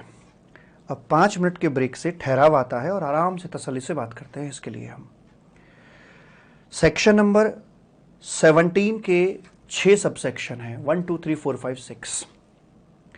5 और 6 के अंदर हम लोग बात करते हैं ब्लॉक्ड क्रेडिट की, the most important discussion. Exam में सेक्शन 17 से आएगा ही आएगा, लिख कर ले लो आप मुझसे, इस सेक्शन में से आएगा ही आएगा। ब्लॉक्ड क्रेडिट की इसमें बात कर रहे हैं और जो बाकी बचे हुए सेक्शन हैं 1 2 3 4, उनमें बात की जाती है आपके लिए कि भाई अगर मान लीजिए कुछ एग्जेम्प्टेड में कुछ नॉन एग्जेम्प्टेड में लगाया जाए तो कैसे प्रपोर्शनेट करोगे, या फिर कुछ टैक्सेबल में लगाया जाए कुछ नॉन टैक्सेबल में लगाया जाए तो प्रपोर्शनेट कैसे करके चलोगे।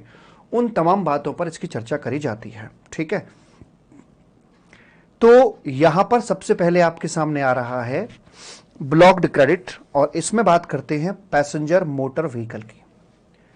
तो पैसेंजर मोटर व्हीकल में सिर्फ और सिर्फ आपकी बात करी जा रही है उन पैसेंजर मोटर व्हीकल की जिसकी कैपेसिटी 13 या उससे कम की है, यानी कि बस या मिनी बस, बस नहीं मिनी बस कह सकते हो, मिनी बस भी नहीं कहोगे आप, कार कहोगे बेसिकली इसे। मतलब आपको यह ध्यान रखना 13 पर्सन या कम की बात कर रहे हैं, कारों की बात कर रहे हैं। क्या यहां बस के लिए कोई भी डिनाई कर रखा है? The answer is no. अगर कोई व्यक्ति बस खरीदता है और बिजनेस पर्पस के लिए इस्तेमाल कर रहा है तो उसका क्रेडिट डेफिनेटली अवेलेबल यहां पर होकर रहेगा। इसको पढ़ने से पहले, सेक्शन 17(5) को पढ़ने से पहले हमारे पास कुछ थंब रूल भी हैं, इनको ध्यान में रखना बड़ा जरूरी है। जैसे मान लीजिए नॉर्मली क्या होता है कि अगर गुड़ दे दिया है तो गन्ना भी दे देंगे। गन्ने से गुड़ बनता है, बहुत ढेर सारे गन्ने को प्रोसेस करके इतना सा गुड़ बनता है। अगर कोई व्यक्ति गुड़ देने की कैपेसिटी रखता है तो क्या वो गन्ने के लिए मना करेगा? The answer is no. दूसरा, अगर गन्ना भी नहीं दिया है तो गुड़ भी नहीं दिया जाएगा, या तो ये है तो ये भी होगा, ये नहीं तो ये भी नहीं होगा। लेकिन कुछ सर्कमस्टांस ऐसे भी आएंगे कि जहां पर गुड़ तो दे दिया जाए, सॉरी गुड़ तो नहीं दिया जाएगा लेकिन गन्ना जरूर दे देंगे। वो सारी सिचुएशंस बताऊंगा कहां कैसे निकल के आएगा। एक और थंब रूल आता है जैसे को तैसा, टिट फॉर टैट। मतलब कि नॉर्मली कुछ चीजें ऐसी हैं जैसे रेस्टोरेंट की सर्विस हो गई, नॉर्मली इसका क्रेडिट डिनाई किया जाता है, लेकिन अगर लेने वाला रेसिपिएंट खुद सिमिलर बिजनेस में एंगेज्ड हो, जैसी सर्विस वो ले रहा है वैसे ही आगे सप्लाई दे रहा हो, तो उन व्यक्तियों को एक्सेप्शनली वहां पर क्रेडिट अवेलेबल हो जाता है। ठीक है जी। उसके बाद एक और आता है लीगल रिक्वायरमेंट। नॉर्मली अगर किसी चीज का क्रेडिट डिसअलाउ कर रखा है लेकिन वो किसी और लॉ के तहत लीगल रिक्वायरमेंट है तो वहां पर उसका क्रेडिट अलाउ करवा दिया जाता है। बात करेंगे हम यहां पर आगे चलकर आपसे 1 बाय 1 तमाम चीजों की। तो सबसे पहले बोला है कि कारों का क्रेडिट अवेलेबल नहीं करवाया जाएगा। जैसे मान लीजिए कोई कंपनी है, प्रोवाइज सीए है, और ये अपने बिजनेस पर्पस के लिए कोई कार खरीदती है तो कार का क्रेडिट इसे अवेलेबल नहीं करवाया जाएगा। क्योंकि अगर कंपनीज को कारों का क्रेडिट अवेलेबल करवा देते तो मैं बताऊं, मुझे पर्सनली कारों का बड़ा शौक है, मेरे पास 1 नहीं 2 नहीं 5 कारें हैं, तो मैं तमाम कारों को कंपनी के नाम पर ही खरीदता और बिना बात का अनयूजुअल क्रेडिट में ले जाता। और ये ट्रेस करना बड़ा मुश्किल होता है कि क्या मैं अपनी 5 कारों को अपने बिजनेस पर्पस के लिए इस्तेमाल कर रहा हूं या नहीं कर रहा। फिर तो अगर मेरे पड़ोसी को भी कार खरीदनी होती तो मैं उसको बोलता कि तू मेरी कंपनी के नाम पर ले, जिससे कि मेरी कंपनी को क्रेडिट मिल जाएगा और जितना बेनिफिट मुझे होगा उस बेनिफिट को हम आपस में डिवाइड कर लेंगे, बांट लेंगे, कुछ फायदा तुझे भी होगा कुछ फायदा मुझे होगा और हम चूना लगा देंगे सरकार को मिलाकर, ऐसे करके। तो इसके लिए कारों का क्रेडिट नॉर्मली डिसअलाउ कर दिया गया है। अब सवाल ये उठता है कि मेरी कार का तो मुझे क्रेडिट नहीं मिला, लेकिन कार रखूंगा तो उसे पालने के लिए कुछ मुझे रिपेयर मेंटेनेंस है, सर्विसिंग है, स्पेयर पार्ट्स है, एटसेट्रा है, ये सब भी भविष्य में खरीदने होंगे, लेने होंगे। क्या इनका क्रेडिट मिलेगा? भाई साहब, जब गुड़ का ही क्रेडिट नहीं दिया, कार का ही क्रेडिट नहीं दिया गया, तो कार से जुड़ी हुई जो सप्लाईज हैं, चाहे रिपेयर मेंटेनेंस की हो, इंश्योरेंस की हो, स्पेयर पार्ट्स एटसेट्रा हो, क्या उनका क्रेडिट मिलेगा? The answer is no. जहां गुड़ नहीं दिया गया है वहां पर गन्ना भी नहीं दिया जाएगा, ऐसे करके यहां पर बोल दिया जाता है। लेकिन कुछ मामलों के अंदर यह बताया जाता है मेरे बच्चा, मेरे कबूतर, कि कुछ व्यक्तियों के लिए जो कार है वो बैकबोन का काम करती है, और जिन बिजनेस के लिए बैकबोन का काम करती है उनको एक्सेप्शनली हम क्रेडिट अलाउ कर देंगे। इसमें आता है आपका एसटीडी। एस का मतलब है कि अगर आप कारों की फर्दर सप्लाई का बिजनेस करते हैं, मैंने कार खरीदी और आगे कार को बेचता हूं या किराए पर देता हूं या कोई और एक्टिविटीज करता हूं, तो मुझे कार का यहां पर क्रेडिट अवेलेबल हो जाएगा। टी का मतलब है ट्रांसपोर्टेशन। अगर मैं ट्रांसपोर्टेशन ऑफ के बिजनेस में, ट्रांसपोर्टेशन ऑफ पैसेंजर के बिजनेस में एंगेज्ड हूं, टूर एंड ट्रैवल एजेंसी में चलाता हूं, तो कार मेरे बिजनेस के लिए बैकबोन है, उसके बिना मेरा बिजनेस नहीं चल सकता है, तो मुझे उसका क्रेडिट यहां पर अवेलेबल करवा दिया जाएगा। अगला है यहां पर डी। ड्राइविंग स्कूल जो चलाते हैं उनका बिजनेस मोटर कार पर ही टिका हुआ होता है, कार पर ही टिका हुआ होता है, इसलिए उनको भी कार का क्रेडिट अवेलेबल करवा दिया जाता है। जब कार का क्रेडिट मिल गया है तो कार से जुड़ी हुई जो अन्य चीजें होती, लाइक इंश्योरेंस की सर्विस ली है, रिपेयर मेंटेनेंस की सर्विस ली है, तो क्या उनका क्रेडिट मिलेगा या नहीं मिलेगा? जब पूरी की पूरी कार का क्रेडिट दे दिया, जब पूरा का पूरा गुड़ दे दिया, तो गन्ना देने में भला क्या शर्म आ रही है? तो यानी कि इन व्यक्तियों को कार से जुड़ी हुई सर्विसेज का, इनवर्ड सप्लाई का भी क्रेडिट अवेलेबल यहां पे करवा दिया जाता है। पहले बताइए बात पकड़ में आई या नहीं आई मालिक? Please tell me, waiting for your reply. अगले हेड में बात करते हैं एयरक्राफ्ट की और पानी के जहाजों की। जहाज की बात कर रहे हैं, ध्यान दीजिए, किसकी बात कर रहे हैं? जहाजों की बात कर रहे हैं। यहां पर क्या हमने कोई ट्रक की बात करी है? ट्रक की बात नहीं हुई। ट्रक हमारा ब्लॉक्ड क्रेडिट श्रेणी में नहीं आता है। इसका मतलब ट्रकों का क्रेडिट हमें नॉर्मल तरीके से अलाउ हो जाएगा अगर हम उसे बिजनेस के लिए इस्तेमाल कर रहे हैं। तो जो रिस्ट्रिक्शन है, जो कांटा लगा हुआ है, वो कारों पर और जहाजों पर लगा हुआ है, बाकी किसी और मोटर व्हीकल पे इस तरह से ब्लॉक्ड क्रेडिट की बात नहीं करी गई है। तो उनका क्रेडिट नॉर्मल तरीके से अलाउ होगा, बशर्ते कि वो बाकी सारी कंडीशंस क्रेडिट बुक करने की पूरी करते हों।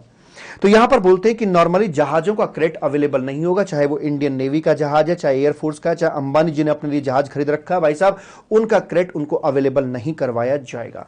यहां तक कि उनका जो रिपेयर मेंटेनेंस है उसका भी क्रेडिट अवेलेबल नहीं करवाया जाएगा, ऐसे करके बोलते थे। लेकिन कुछ लोगों के लिए जहाज जो हैं ये बैकबोन का काम करते हैं इनके बिजनेस के लिए, तो जिनके लिए ये बैकबोन है उनको इसका क्रेडिट अवेलेबल यहां पे करवा दिया जाएगा। जैसे मान के चलिएगा आप further supply of motor vehicle, मतलब जहाजों के आप फर्दर सप्लाई में एंगेज्ड हैं, आपका बिजनेस ही इस चीज का है, तो यहां आपको क्रेडिट अवेलेबल हो जाएगा। मैं जहाज खरीदता हूं, आगे बेचता हूं या फिर आगे किराए पर देता हूं, तो मेरा बिजनेस ही इस चीज का है, तो मुझे इसका क्रेडिट अवेलेबल हो जाएगा। टी का मतलब है ट्रांसपोर्टेशन ऑफ पैसेंजर की अगर मैं सर्विस देता हूं, मैं एयर इंडिया हूं, जहाज खरीदा और ट्रांसपोर्टेशन ऑफ पैसेंजर की सर्विस दे रहा हूं, तो एयर इंडिया को यहां पर क्रेडिट अवेलेबल हो जाएगा। दूसरी बात यह कि पीछे जो बात कर रहे थे, यह बात थी पैसेंजर मोटर व्हीकल की, सिर्फ यहां गुड्स की बात नहीं कर रहे थे, लेकिन जो जहाज हैं, चाहे वो आपका गुड्स के लिए इस्तेमाल होने वाला जहाज हो, चाहे वो पैसेंजर के लिए होने वाला हो, दोनों की बातें करी जा रही हैं। तो यहां पर अगर मैं जहाजों का इस्तेमाल अपनी गुड्स ट्रांसपोर्टेशन के लिए करता हूं, तो भी मुझे इसका क्रेडिट अवेलेबल हो जाएगा, ऐसे करके। फॉर पैसेंजर ट्रांसपोर्टेशन हो या फिर मेरा ये गुड्स का ट्रांसपोर्टेशन हो, दोनों में ये अवेलेबल हो जाएगा। अब मान के चलिए लाइक कोई एक जहाजों की ट्रेनिंग देते हैं, कोई नेविगेशन के लिए, जैसे मान लीजिए एक इंस्टीट्यूट है जो कि जहाज उड़ाना सिखाते हैं, और उन्होंने अपने इंस्टीट्यूट के लिए एक जहाज खरीद रखा, चाहे वो पानी का हो चाहे वो हवाई जहाज हो, उसके लिए इसका जो जहाज है वो इसके लिए एक बैकबोन का काम करता है, इसलिए उसका भी यहां पर क्रेडिट अवेलेबल करवा दिया जाएगा। यहां पर एक लाइन एक्स्ट्रा एडेड है, ट्रांसपोर्टेशन ऑफ गुड्स, क्योंकि जहाज दोनों कैटेगरीज में आ रहे हैं, चाहे वो पैसेंजर ट्रांसपोर्टेशन में हो चाहे गुड्स ट्रांसपोर्टेशन में हो, दोनों में आ रहे हैं। लेकिन पिछले वाले केस के अंदर सिर्फ पैसेंजर ट्रांसपोर्टेशन की ही बात हम करके चल रहे थे। सर आप चाबुक लग रहे हो, ये चाबुक क्या होता है भाई?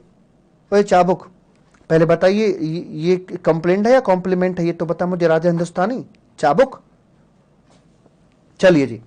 उसके बाद में आगे बात करते हैं मालिक कि जहाजों का, ऑब्वियस सी बात है, अगर जहाजों का हमें क्रेडिट मिल रहा है तो उसके कनेक्टेड जो भी यहां पर हमारी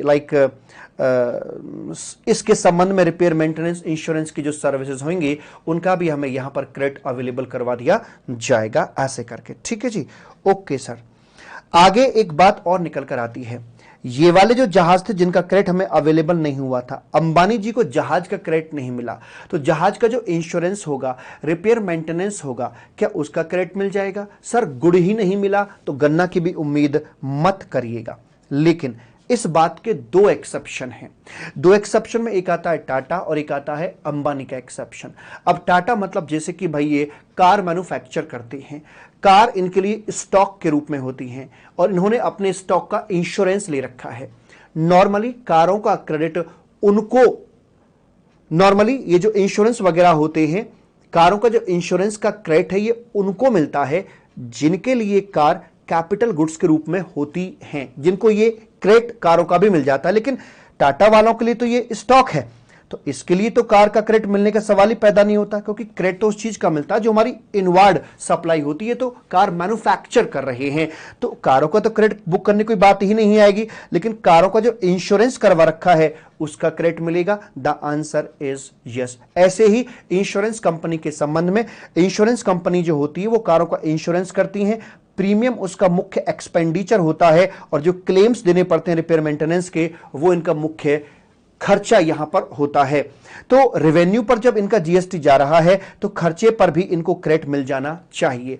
नॉर्मली कारों के इंश्योरेंस का, रिपेयर मेंटेनेंस एटसेट्रा का क्रेडिट उन्हीं को मिलता है जिनको कारों का क्रेडिट मिला हुआ हो, लेकिन इंश्योरेंस कंपनी का इस कार के क्रेडिट से कोई लेना देना नहीं है क्योंकि कार किसी और की है। बट एक्सेप्शनली इनको इसका यहां पर जो रिपेयर मेंटेनेंस का बिल है इसका क्रेडिट यहां पर अवेलेबल हो जाएगा। तो अंबानी मतलब इंश्योरेंस कंपनी और टाटा मतलब कार मैन्युफैक्चरर। टाटा अंबानी को गन्ना मिल जाएगा, भले ही गुड़ इनके पास में ना हो, भले ही गुड़ ना मिला हो, बट इनको यहां पर गन्ना जरूर दे दिया जाएगा। यही चीज मैं आपको यहां पर समझा रहा था पीछे कि या तो गुड़ मिला है तो गन्ना भी मिलेगा, गुड़ नहीं तो गन्ना भी नहीं। लेकिन टाटा अंबानी के केस में गुड़ तो नहीं है, कार का तो क्रेडिट नहीं मिला, लेकिन उससे जुड़ी हुई जो सर्विसेज हैं उनका क्रेडिट इनको यहां पर अवेलेबल करवा दिया जाता है। ठीक है सर जी। ओके मालिक, आगे बढ़ते हैं प्रभु जी। इसके बाद में फिर आती हैं आपकी पर्सनलाइज्ड लेवल की कुछ एक सर्विसेज यहां पर आ जाती हैं, जैसे कि मान लीजिए फूड एंड बेवरेजेस हो गई, आउटडोर केटरिंग की सर्विस हो गई, लाइक खाओ पियो ऐश करो मित्रों, और आपके ब्यूटी ट्रीटमेंट की सर्विस हो गई, हेल्थ की हो गई, कॉस्मेटिक प्लास्टिक सर्जरी हो गई, लाइफ इंश्योरेंस, हेल्थ इंश्योरेंस। इन सभी में कॉमन क्या है? ये व्यक्तिगत सर्विसेज हैं, मतलब इनका जो रियल कंजम्पशन करने वाला है वो एक इंडिविजुअल होता है। अब ब्यूटी ट्रीटमेंट की सर्विस कोई कंपनी तो नहीं होती ना, कंपनी का तो ब्यूटी ट्रीटमेंट नहीं होता ना, फेशियल मसाज तो एक इंसान का ही होगा ना, तो ये इंसानों से जुड़ी हुई सर्विसेज हैं। तो यहां पर लॉ मेकर कहता है कि भैया ये तो व्यक्तिगत नेचर की है, डायरेक्टर एम्प्लॉय वगैरह ये सब मौज कर रहे हैं, तो कंपनी को हम इसका क्रेडिट अवेलेबल नहीं करवा के देंगे। नो मीन्स नो, क्रेडिट के लिए डिसअलाउ कर दिया जाता है। लेकिन यहां पर कॉन्सेप्ट काम करेगा आपको जैसे को तैसा। जैसे मान लीजिए रेस्टोरेंट की या फूड बेवरेजेस की सर्विसेज का जो क्रेडिट है वो नॉर्मली डिसअलाउ किया जाता है, लेकिन अगर ये सर्विस लेने वाला खुद एक रेस्टोरेंट हो, एक सागर रत्ना रेस्टोरेंट है और वो फूड सप्लाई कर रहा है प्रोवाइड सीए एक कंपनी को, तो कंपनी को तो इसका क्रेडिट अवेलेबल नहीं होगा। लेकिन किसी पर्टिकुलर डे पर ज्यादा डिमांड आ जाती है और सागर रत्ना कुछ खाना मंगवाता है वेज इंडिया से, तो यहां ये भी एक रेस्टोरेंट है, यहां से खाना मंगवाता है, तो जो खाना एक सिमिलर बिजनेस एक्टिविटीज के अंदर सप्लाई किया गया है वहां पर सागर रत्ना को इसका क्रेडिट अवेलेबल करवा दिया जाएगा। दूसरा, इंसानों का जो इंश्योरेंस यहां पे करवाया जाता है उस इंश्योरेंस का क्रेडिट नॉर्मली अवेलेबल नहीं होता, लेकिन अगर मान लीजिए केस हो आपका री इंश्योरेंस का, जैसे मान के चलिए अगर डायरेक्टर है प्रोवाइस का, एलआईसी का इंश्योरेंस उन्होंने ले रखा है, बिलिंग कंपनी के नाम पर थी, तो कंपनी को इसका क्रेडिट अवेलेबल नहीं होगा। लेकिन एलआईसी अगर कुछ पार्ट री इंश्योरेंस कर देती किसी दूसरी इंश्योरेंस कंपनी को, तो निश्चित तौर पर दूसरी इंश्योरेंस कंपनी एलआईसी से प्रीमियम चार्ज करेगी, तो उस पर एलआईसी को यहां पर क्रेडिट अवेलेबल करवा दिया जाएगा। इज इट ओके मालिक? अगर हाँ तो प्लीज मुझे जवाब दीजिएगा, उसके बाद फिर हम चर्चा को और आगे अपना विस्तार से बढ़ाकर चलते हैं। सर ये इंटर वाले भी देख सकते हैं? हाँ बाबू, 3 सेक्शन 16, 17, 18 ये इंटर वालों के लिए भी हैं और उन दोनों के लिए, फाइनल इंटर दोनों के लिए तीनों सेक्शन समान रूप से एप्लीकेबल होते हैं। तो ये इंटर फाइनल दोनों देख रहे हैं। उसके बाद हमारी यहां पर बात हो जाती है और उसके बाद फिर हम आगे बढ़ते हैं। लाइक लीगल रिक्वायरमेंट की यहां पर बात आ रही होती है। नॉर्मली क्या होता है कि जैसे मान के चलिएगा कि कुछ एक सर्विसेज हैं, लाइक हम बात कर रहे थे, ट्रैवलिंग की बात कर रहे थे, travel benefits to employ. Normally इसका क्रेडिट अवेलेबल नहीं करवाया जाता है, लेकिन अदरवाइज लॉ के द्वारा ये एक नियम बना हुआ है कि अगर मान लीजिए कोई लेडी एम्प्लॉय है और रात के 11 बजे के बाद पिक या ड्रॉप, मतलब उनका नाइट शिफ्ट में ड्यूटीज है, तो उसके लिए एम्प्लॉयर को एक कैब करके देना मैंडेटरी होता है। तो वैसे वाले मामले के अंदर चूंकि अदरवाइज लॉ की रिक्वायरमेंट है और अगर यहां पर जीएसटी वाले क्रेडिट नहीं देंगे तो कहीं ना कहीं ये दूसरे लॉ का अपमान कर रहे हैं कि वो तो कह रहा कि नहीं करवाना जरूरी है और तुम कह रहे हो नहीं ऐसी की तैसी हम क्रेडिट भी नहीं देंगे, मतलब हम मानते नहीं इसको। तो इसलिए कहा गया कि अगर किसी अदरवाइज लॉ की रिक्वायरमेंट में आता है तो यहां पर क्रेडिट मिल जाएगा। दूसरा एग्जांपल हेल्थ इंश्योरेंस की बात करते हैं। हेल्थ इंश्योरेंस एम्प्लॉय के लिए ले रखा है, उसका कंपनी को क्रेडिट अवेलेबल नहीं होता है, लेकिन कुछ केमिकल फैक्ट्रीज हैं जहां पर हेल्थ इंश्योरेंस लेना एम्प्लॉयर को मैंडेटरी होता है just because of otherwise law. तो वहां पर उनको अदरवाइज लॉ की लीगल रिक्वायरमेंट है, तो यहां पर उनको इसका क्रेडिट अवेलेबल करवा दिया जाएगा। तो यह था आपका अगला वाला थंब रूल, जहां पर मैं आपसे बात कर रहा था कि नॉर्मली तो कुछ सर्विसेज का क्रेडिट आपको नहीं मिलेगा, लेकिन वो किसी अदरवाइज लॉ की लीगल रिक्वायरमेंट में आता है तो यहां पर क्रेडिट अवेलेबल करवा दिया जाएगा ऐसे करके। Yes yes sir, Renu Agarwal, yes sir, मैं जानता हूं कि आप ये चाहते हो कि आप हमारा नाम ले लो सर जी। हाँ जी, बहुत खूब खा सर जी। अरे हम तो ऐसे कहते हैं, हमारे साथ रहोगे तो ऐसे ऐश करोगे। हाँ जी उसके बाद में बात आती है और आगे की तरफ, आगे क्या है, आगे चलिए आगे बात करते हैं वर्क्स कॉन्ट्रैक्ट की। अभी वर्क्स कॉन्ट्रैक्ट मालिक होता क्या है वो पहले मैं आपको बता देना चाहता हूं। जहां पर गुड्स और सर्विसेज, जल ग्रहण कर लें जरा,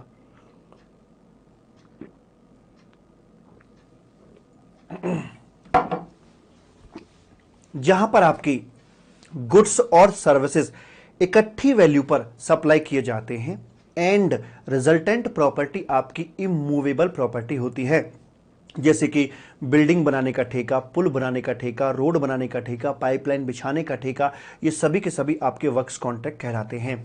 वर्क्स कॉन्ट्रैक्ट का क्रेडिट रेसिपिएंट को अवेलेबल नहीं होता है, लेकिन इसके 2 एक्सेप्शंस हैं बेसिकली। एक जैसे को तैसा, यानी कि मैं एक खुद वर्क्स कॉन्ट्रैक्टर हूं, my outward supply is of works contract, और अगर मैं वर्क्स कॉन्ट्रैक्ट की सर्विस लेता भी हूं, मान लीजिए मैंने कोई बड़ा प्रोजेक्ट पकड़ लिया, टाइम से कंप्लीट नहीं हो पा रहा, तो मैंने कुछ पार्ट सब कॉन्ट्रैक्ट कर दिया और एक दूसरे कॉन्ट्रैक्टर से मैं वर्क्स कॉन्ट्रैक्ट की सर्विस ले रहा हूं, देन आगे दे रहा हूं, तो मुझे इसका क्रेडिट अवेलेबल करवा दिया जाएगा।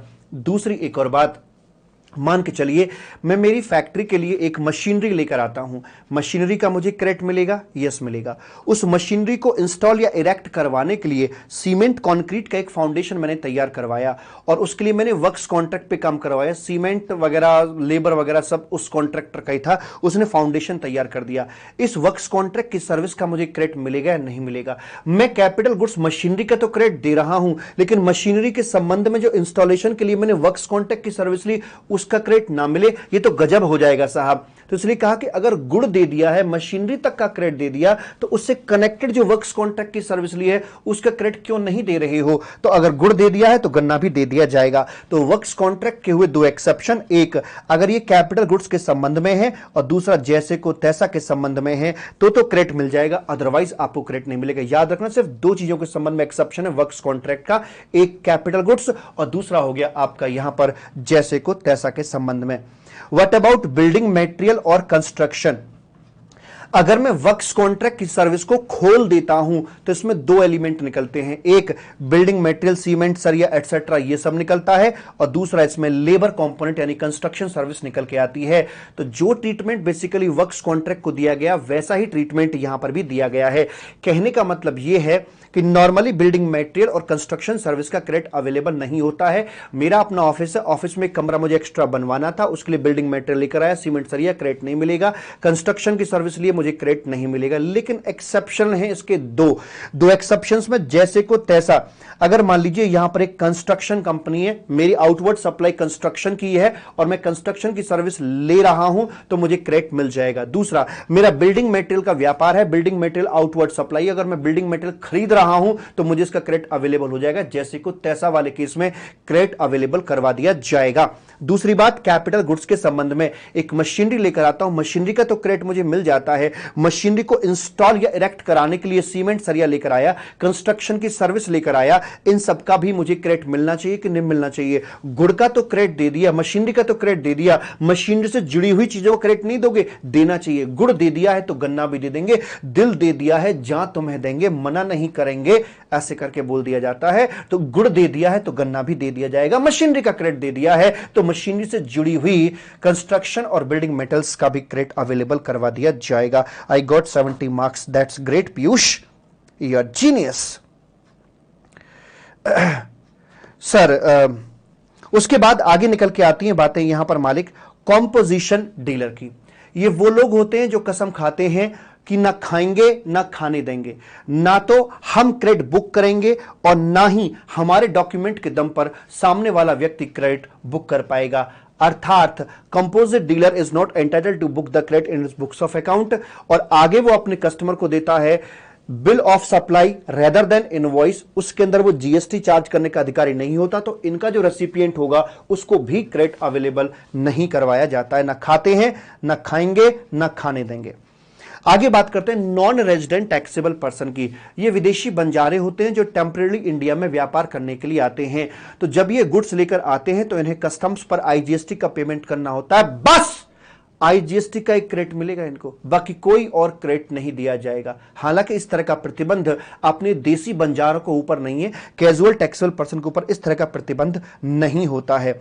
आगे कुछ मिसलेनियस बात की जाती है कि अगर हम कोई इनवार्ड सप्लाई लेकर आते हैं और उसे पर्सनल कंजम्पशन में इस्तेमाल कर लेते हैं, चोरी चकारी हो जाती है, डिस्ट्रॉय हो जाता है, मतलब बिजनेस पर्पस के लिए अल्टीमेटली इस्तेमाल नहीं हो पाया, मुझे उसका भी क्रेडिट यहां पर अवेलेबल नहीं करवाया जाएगा।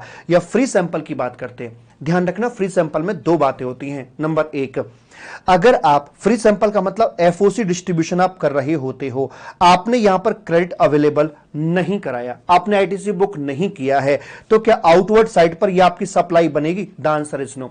आउटवर्ड सप्लाई चैप्टर में एक चीज देखते हैं, permanent transfer of business asset, जिसके संबंध में आईटीसी ले रखा हो, तो यह आपका एफओसी हुआ है, परमानेंट ट्रांसफर हुआ, लेकिन आपने आईटीसी नहीं लिया था, तो यह आपका सप्लाई नहीं बनेगा और ना ही आपकी आउटपुट जीएसटी लायबिलिटी बनेगी। तो सैंपल जो बांट रहे हो उस पर क्रेडिट नहीं लिया है तो no ITC and no output GST. But अगर आप क्रेडिट लेकर बैठे हैं तो वैसे वाले मामले के अंदर क्या करवाया जाएगा, फिर आपने यहां पर एफओसी से सप्लाई किया है, फ्री सैंपल डिस्ट्रीब्यूशन आपने यहां पे करवाया है, तो permanent transfer of business asset आपका ये हो जाएगा, जिसके संबंध में आईटीसी ले चुके हो तो आपका ये सप्लाई बन जाएगा और आउटपुट जीएसटी लायबिलिटी भी आपकी आ जाएगी। तो अगर आप क्रेडिट लेते हो तो आउटपुट जीएसटी भरना पड़ेगा, नहीं लेते तो आउटपुट जीएसटी भी आपको नहीं भरना पड़ेगा। चॉइस आपकी, जो ठीक लगे वो आप यहां पर कर सकते हैं। ये है आपके सेक्शन नंबर 17(5) और सेक्शन 17(6) करके यहां पर कंप्लीट हो जाते हैं। उसके बाद हमारी बात आती है कॉमन यूसेज को लेकर मालिक। आप आराम से तसल्ली से चीजों को देखिएगा। आगे जो पढ़ाने जा रहा हूं सीए इंटरमीडिएट में भी आता है, पर मुझे लगता है कि शायद क्वेश्चन नहीं पूछा जाएगा उनसे, बट फिर भी सिलेबस का हिस्सा है तो करना तो उनको भी है। सारी बातें आराम से और तसल्ली से देखना, मैं आराम से करवाऊंगा। मैं कुछ समय के लिए भूल रहा हूं कि यह रिवीजन वीडियो है, मैं आराम से करवा रहा हूं क्योंकि इसमें अक्सर क्वेरीज आ जाती हैं। ठीक है, तो मैं यहां बैठ जाता हूं, बैठ के तसल्ली से सारी बातें करके चलेंगे। सेक्शन 17 का बैलेंस पार्ट, ठीक है जी। रेडी और नॉट बोलो पहले। Are you ready? यस और no? Yes sir, we are ready.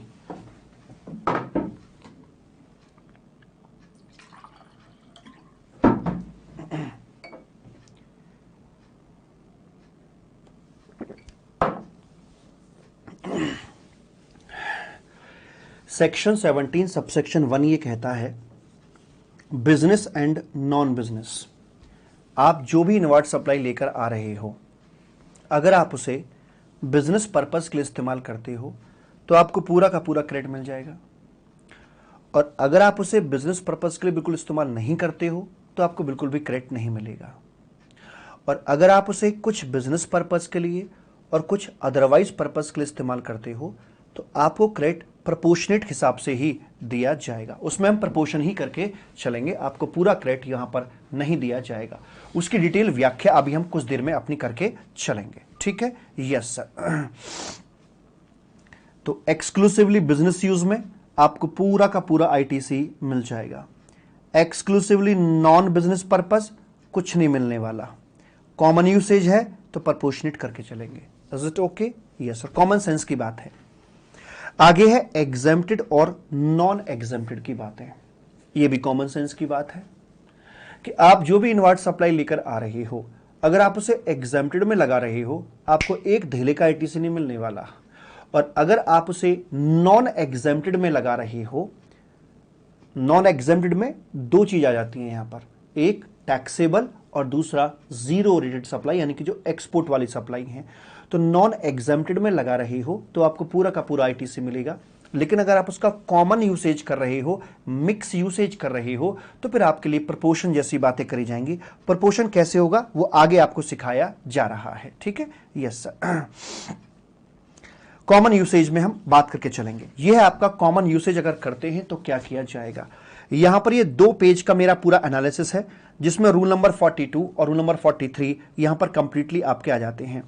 मैंने देखा कि एग्जाम टाइम में अक्सर इन 2 पेजेस पर क्वेरीज आपकी पूछी जाती हैं, तो आप बड़े ध्यान से मेरी बातों को सुनिएगा। अगर हम बात करते हैं इनपुट और इनपुट सर्विसेज की तो क्या होगा, अगर हम बात करते हैं कैपिटल गुड्स की तो क्या होगा। पहले यहां आ जाइए, इनपुट और इनपुट सर्विसेज। अच्छा, दोनों के बीच में अंतर क्या है। यहां पर कॉमन यूसेज में अगर मैं इनपुट लेकर आता हूं 100 किलोग्राम और उसे कॉमन यूज में लगाता हूं तो ध्यान सुनना, तो मैं इसे क्वांटिफाई कर सकता हूं कि इतना तो मेरा लग गया भैया, से 40 किलोग्राम एग्जेम्प्टेड में गया, बाकी 60 किलोग्राम नॉन एग्जेम्प्टेड में चला गया, तो मैं इसे क्वांटिफाई कर सकता हूं। लेकिन अगर मैं कैपिटल गुड्स लेकर आता हूं, एक मशीनरी लेकर आता हूं और इसको मैं कॉमन यूसेज में लगाता हूं, तो क्या मैं इसे क्वांटिफाई कर सकता हूं? कर तो सकता हूं, लेकिन क्वांटिटी के रेशियो में नहीं, बल्कि इसके लाइफ के रेशियो में कहीं ना कहीं मैं इसे प्रोपोर्शनेट करके चलूंगा। तो इनपुट सर्विस के संबंध में क्वांटिटी वाइज प्रोपोर्शन करेंगे और कैपिटल गुड्स के संबंध में लाइफ वाइज प्रोपोर्शनेट करके चलेंगे। कैपिटल गुड्स की जो डीम्ड लाइफ रखी गई है वो है 5 बरस की, यानी कि 60 महीने की रखी गई है एंटायर जीएसटी लॉ के अंदर, राइट? Yes sir. तो जब आप इनपुट या इनपुट सर्विस के कॉमन यूसेज की बात करते हैं तो आपका पहला कदम क्या है, आप मंथली कैलकुलेशन करेंगे, हर महीने कैलकुलेशन आपको करनी है। आपका जो भी इनवॉइस में जीएसटी लिखा था, आप 100 किलोग्राम मटेरियल लेकर आए हैं, भले ही आप अपने यहां, बाबू मेरे एक एक शब्द को ध्यान से सुनना यार प्लीज, भले ही आप अपने यहां उसे कुछ एग्जेम्प्टेड में कुछ नॉन एग्जेम्प्टेड में लगाएंगे, लेकिन वो बाद की चीज है। पहले जितना आपके इनवॉइस में जीएसटी अमाउंट लिखा हुआ था आप पूरा क्रेडिट बुक कर लीजिए। क्यों बुक कर लें? क्योंकि सरकार को पोर्टल पर मैच भी करवाना है कि उस बंदे ने जितना जीएसटी भरा कि आपने उतना ही क्रेडिट लिया है कि नहीं लिया है। तो वहां से उसका जीएसटीआर 1 गया था, आपका यहां जीएसटीआर 2A में रिफ्लेक्ट हुआ होगा और आप अपना ई क्रेडिट लेजर के अंदर फर्स्ट ऑफ ऑल उतना ही अमाउंट यानी कि पूरा का पूरा क्रेडिट बुक कर लीजिए। फिर अपने यहां R&D कर लो कि आप कितने के हकदार हो और कितने के हकदार नहीं हो। जितने के हकदार हो उतना रहने दो, जितने हकदार नहीं हो उतना रिवर्सल डालो। तो यहां पर बोले गए कि आप इसमें पूरा का पूरा, मान लीजिए आपका 18,000 का बनता था, पूरा जो क्रेडिट बनता था, उसमें से आप जो जितने के लिए इन एलिजिबल हो उतना आप यहां से रिवर्स कर दीजिए। हर महीने एवरी मंथ आपको रिवर्सल करना होगा। तो मान लीजिए आपने लेट सपोज 8,000 रुपए का जो क्रेडिट था वो आपका इन एलिजिबल था, तो आपने उसको यहां से घटा दिया और नेट रह जाता है आपके पास में 10,000 रुपीज ओनली। सर डायरेक्ट ही 10,000 बुक क्यों नहीं किया? अगर मैं डायरेक्टली 10,000 बुक करता तो मिसमैचिंग होती, वो 18,000 दिखा रहा है, आप 10,000 ले रहे हो, तो मैचिंग में दिक्कत आती सरकार को। सरकार कहती है पहले जितना उसने पे किया तू पहले पूरा बुक कर, फिर उसे वहां से अपना हटा दे, ये हमें पता चलेगा कि एग्जैक्टली क्या हो रहा है। अब सवाल ये उठता है कि जो इन एलिजिबल वाला पोर्शन है इसको कैलकुलेट कैसे किया जाता है। तो इसके हमारे पास दो तरीके हैं। एक है एक्चुअल बेसिस पर, अगर आपको वाकई में पता है कि मेरा कितना तो गया एग्जेम्प्टेड में, कितना नॉन एग्जेम्प्टेड में, है ना, फिर तो बहुत अच्छी बात है, एक्चुअल बेसिस पे काम करके चलिए। तो जितना आपका गया है एग्जेम्प्टेड में उतने तक जो आपका क्रेडिट बनता है उतना तक आप यहां से रिवर्स कर दीजिए एक्चुअल बेसिस पर। लेकिन जनरली ये पता नहीं लग पाता, बड़ी फैक्ट्री लेवल पे काम चल रहा भाई साहब, माल आया, कुछ यहां गया कुछ वहां गया, तो पता नहीं चल पाता। इवन पता लगता भी तो एट द एंड जाके पता लगता है कहां पर कितना कंज्यूम हुआ, वो आपका डे टू डे बेसिस पे नहीं पता लग पाता कहां कितना गया है। तो उसके लिए एक फिक्स्ड फॉर्मूला दिया गया है कि काम करना कि आप यहां पर ना जो आपका नॉन बिजनेस दो है आपके इन एलिजिबल के कारण, एक एग्जेम्प्टेड में इस्तेमाल होना और दूसरा नॉन बिजनेस पर्पस के लिए इस्तेमाल होना। तो आपका जो भी नॉन बिजनेस पर्पस के लिए, जो भी आपका नॉन बिजनेस पर्पस के लिए इस्तेमाल हो रहा है उसके लिए फिक्स्ड फॉर्मूला दिया गया है कि जो भी आपका सीसी का मतलब कॉमन क्रेडिट है, ध्यान रखना, सीसी का मतलब कॉमन क्रेडिट, जो भी आपका कॉमन क्रेडिट है उसका 5% हम मान लेंगे। अगर आपका बिजनेस और नॉन बिजनेस दोनों में इस्तेमाल होता है तो हम, और आपको एक्चुअल बेस पे पता नहीं है, तो हम ये मान लेंगे कि कॉमन क्रेडिट का 5% आपका नॉन बिजनेस पर्पस के लिए इस्तेमाल हुआ है, ऐसा यहां पर मान लिया जाएगा। Is it okay? Yes sir. और इसमें से एग्जेम्प्टेड के लिए कितना निकला उसको हम टर्नओवर के रेशियो में प्रपोर्शनेट कर देंगे, उसको हम टर्नओवर के रेशियो में प्रपोर्शनेट कर देंगे। टर्नओवर का रेशियो कैसे निकालेंगे भाई? जो आपका एग्जेम्प्टेड का टर्नओवर था divide by your total turnover. Turnover calculation आगे सिखा रखे, टर्नओवर कैसे निकालते हैं आप चिंता मत करना। तो जो भी आपका एग्जेम्प्टेड का टर्नओवर है वो डिवाइड बाय टोटल टर्नओवर, और कॉमन क्रेडिट को इस तरह से हम निकाल देंगे। तो इससे हमारे पास में चर्बी निकल आएगी, फैट निकल आएगा, इन एलिजिबल पोर्शन निकल आएगा, नॉन बिजनेस पर्पस का भी और हमारे एग्जेम्प्टेड में जितना लगा उसका भी, और इस टोटल को हम यहां से माइनस कर देते हैं, घटा देते हैं, तो हमारे पास में नेट आईटीसी यहां पर बचा रह जाता है। पहले बताओ यहां तक कोई दिक्कत? या तो एक्चुअल बेस पे काम कर लो, और एक्चुअल का डेटा नहीं है तो ये फिक्स्ड जो फॉर्मूलेज आपको दे रखे हैं, एक टर्नओवर रेशियो दे रखा है और एक नॉन बिजनेस पर्पस के लिए 5% दे रखा है, यहां इस तरह से फैट निकल आएगा। इस फैट को रिड्यूस कर दीजिए, बाकी जो बचेगा वो आपके पास में रह जाएगा, ऐसे करके। Right sir. अब बात करते हैं एनुअल कैलकुलेशन की। तो ये जो प्रोसेस थी आप हर महीने करते जा रहे थे, अब पूरा साल बीत गया। साल बीत जाने पर आप जानते हैं कुछ डेबिट नोट, क्रेडिट नोट भी आते जाते रहते हैं, है ना। तो ऐसा हो सकता है कि कुछ एक डेबिट नोट, क्रेडिट नोट या किसी और कारणों के चलते हुए हो सकता है कि आपका जो रिवर्सिबल अमाउंट है वो, वैसे आपने रिवर्स कितना किया होगा सर? अगर हम इसी क्वेश्चन के मुताबिक बात करके चलें तो मान लीजिए सेम डेटा रिपीट होता है आपका हर महीने, तो कॉमन क्रेडिट 18,000 के मुताबिक हो गया आपका 2,16,000 रुपए का, ठीक है ना। और आपका जो इन एलिजिबल क्रेडिट हुआ पूरे साल भर का, अगर यही डेटा रिपीट होता है तो 96,000 रुपए का आपका कॉमन क्रेडिट यहां पर बनता है। लेकिन at the end of the year पता लगा कुछ डेबिट क्रेडिट नोट का कुछ चक्कर पड़ा और पता लगा कि नहीं भैया ये तो आपका 1,00,000 या 90,000 होना चाहिए था, आपने रिवर्स कर दिया 96,000, लेकिन रिवर्स करना चाहिए था आपको मात्र 90,000, यानी कि आपने 6,000 एक्स्ट्रा रिवर्स कर दिया है। कोई बात नहीं, एक्स्ट्रा रिवर्स कर दिया तो आप उसे री अवेल कर लीजिए, 6,000 का क्रेडिट रीबुक आप अपनी किताबों के अंदर कर सकते हैं। दूसरी बात कि आपने 96,000 रुपए रिवर्स कर चुके हो, लेकिन आपको करना चाहिए था 1,00,000 रिवर्स, यानी कि 4,000 रुपए का आपने शॉर्ट रिवर्सल किया है। तो कोई बात नहीं, 4,000 रुपए का रिवर्सल अब कर दीजिए, या 4,000 रुपए के बराबर का एक अमाउंट आप सरकार को पे कर दीजिए, और इसके लिए जो तारीख है वो अगले साल की 30 सितंबर यहां पर आपकी रखी गई है। अगले साल की 30 सितंबर तक जो भी आपको कुछ प्लस माइनस करना है उसके अंदर, जो आप ऑलरेडी कर चुके हो, पूरे साल का एनुअलाइज डेटा लिया और आपका ये निकल के आया था 96,000 रिवर्स किया था, हो सकता है ये ज्यादा रिवर्सल कर दिया हो सकता है कम रिवर्सल कर दिया हो, तो जो भी प्लस माइनस करना है, एडजस्टमेंट करनी है, आप उसे 30 सितंबर तक निपटा दीजिएगा और बात खत्म यहां पर हो जाएगी मालिक। तो यह है आपका यहां पर आकर इनपुट और इनपुट सर्विस के संबंध में, और प्रेम से बोलेंगे राधे राधे। राधे, अब हम बढ़ते हैं कैपिटल गुड्स की तरफ।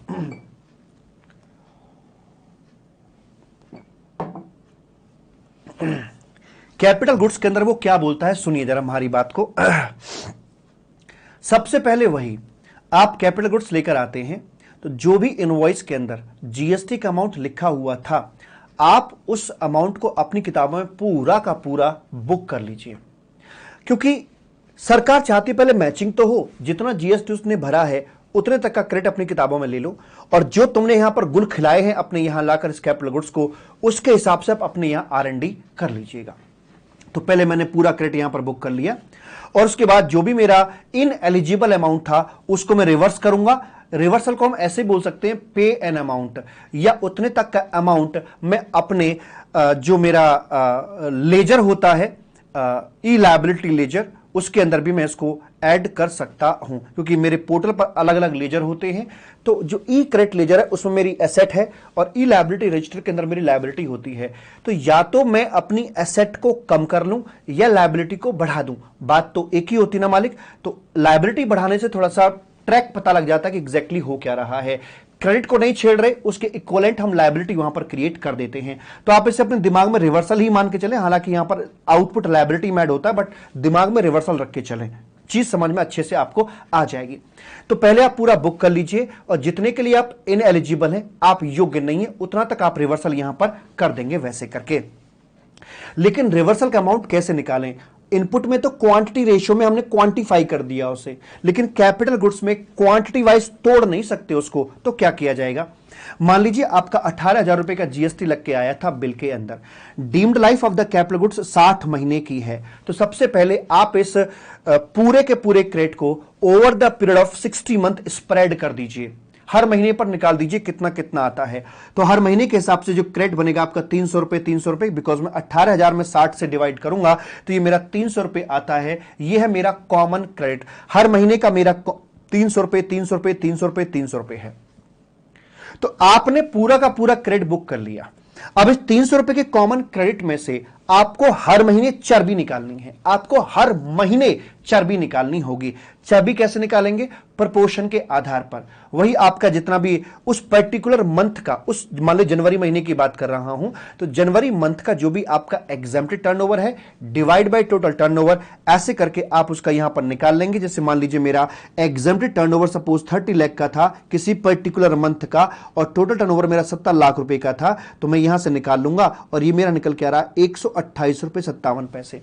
अगर यही टर्नओवर मेरा 60 महीने तक लगातार चलता है, मैं मान के चलो अगर यही टर्नओवर रहता है, मेरा बदलाव नहीं होता है, तो मैं क्या करूंगा? 18,000 का क्रेडिट डे 1 पर मैंने पूरा बुक कर लिया, और 60 महीने तक हर महीने इतना अमाउंट मैं अपनी आउटपुट लायबिलिटी में ऐड करता चला जाऊंगा। ऐसे करके यहां पर बात हो जाएगी। तो क्या आप मुझे बता सकते कुल मिलाकर मेरी आउटपुट लायबिलिटी में कितना अमाउंट ऐड हो जाएगा? फाइनली मैं करके देखता हूं।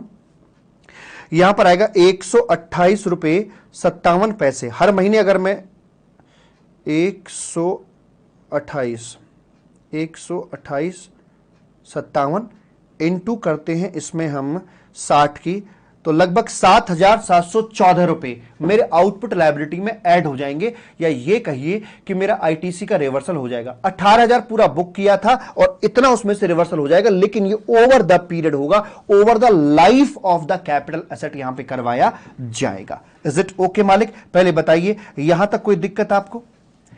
बस अंतर इतना कि कैपिटल गुड्स में लाइफ के आधार पर बात करेंगे, और इनपुट सर्विस में क्वांटिटी के आधार पर हम लोग बात करके चलेंगे। पहले मुझे बताइए ये ओके है तो मैं आगे बढ़ता हूं, प्लीज माय डियर।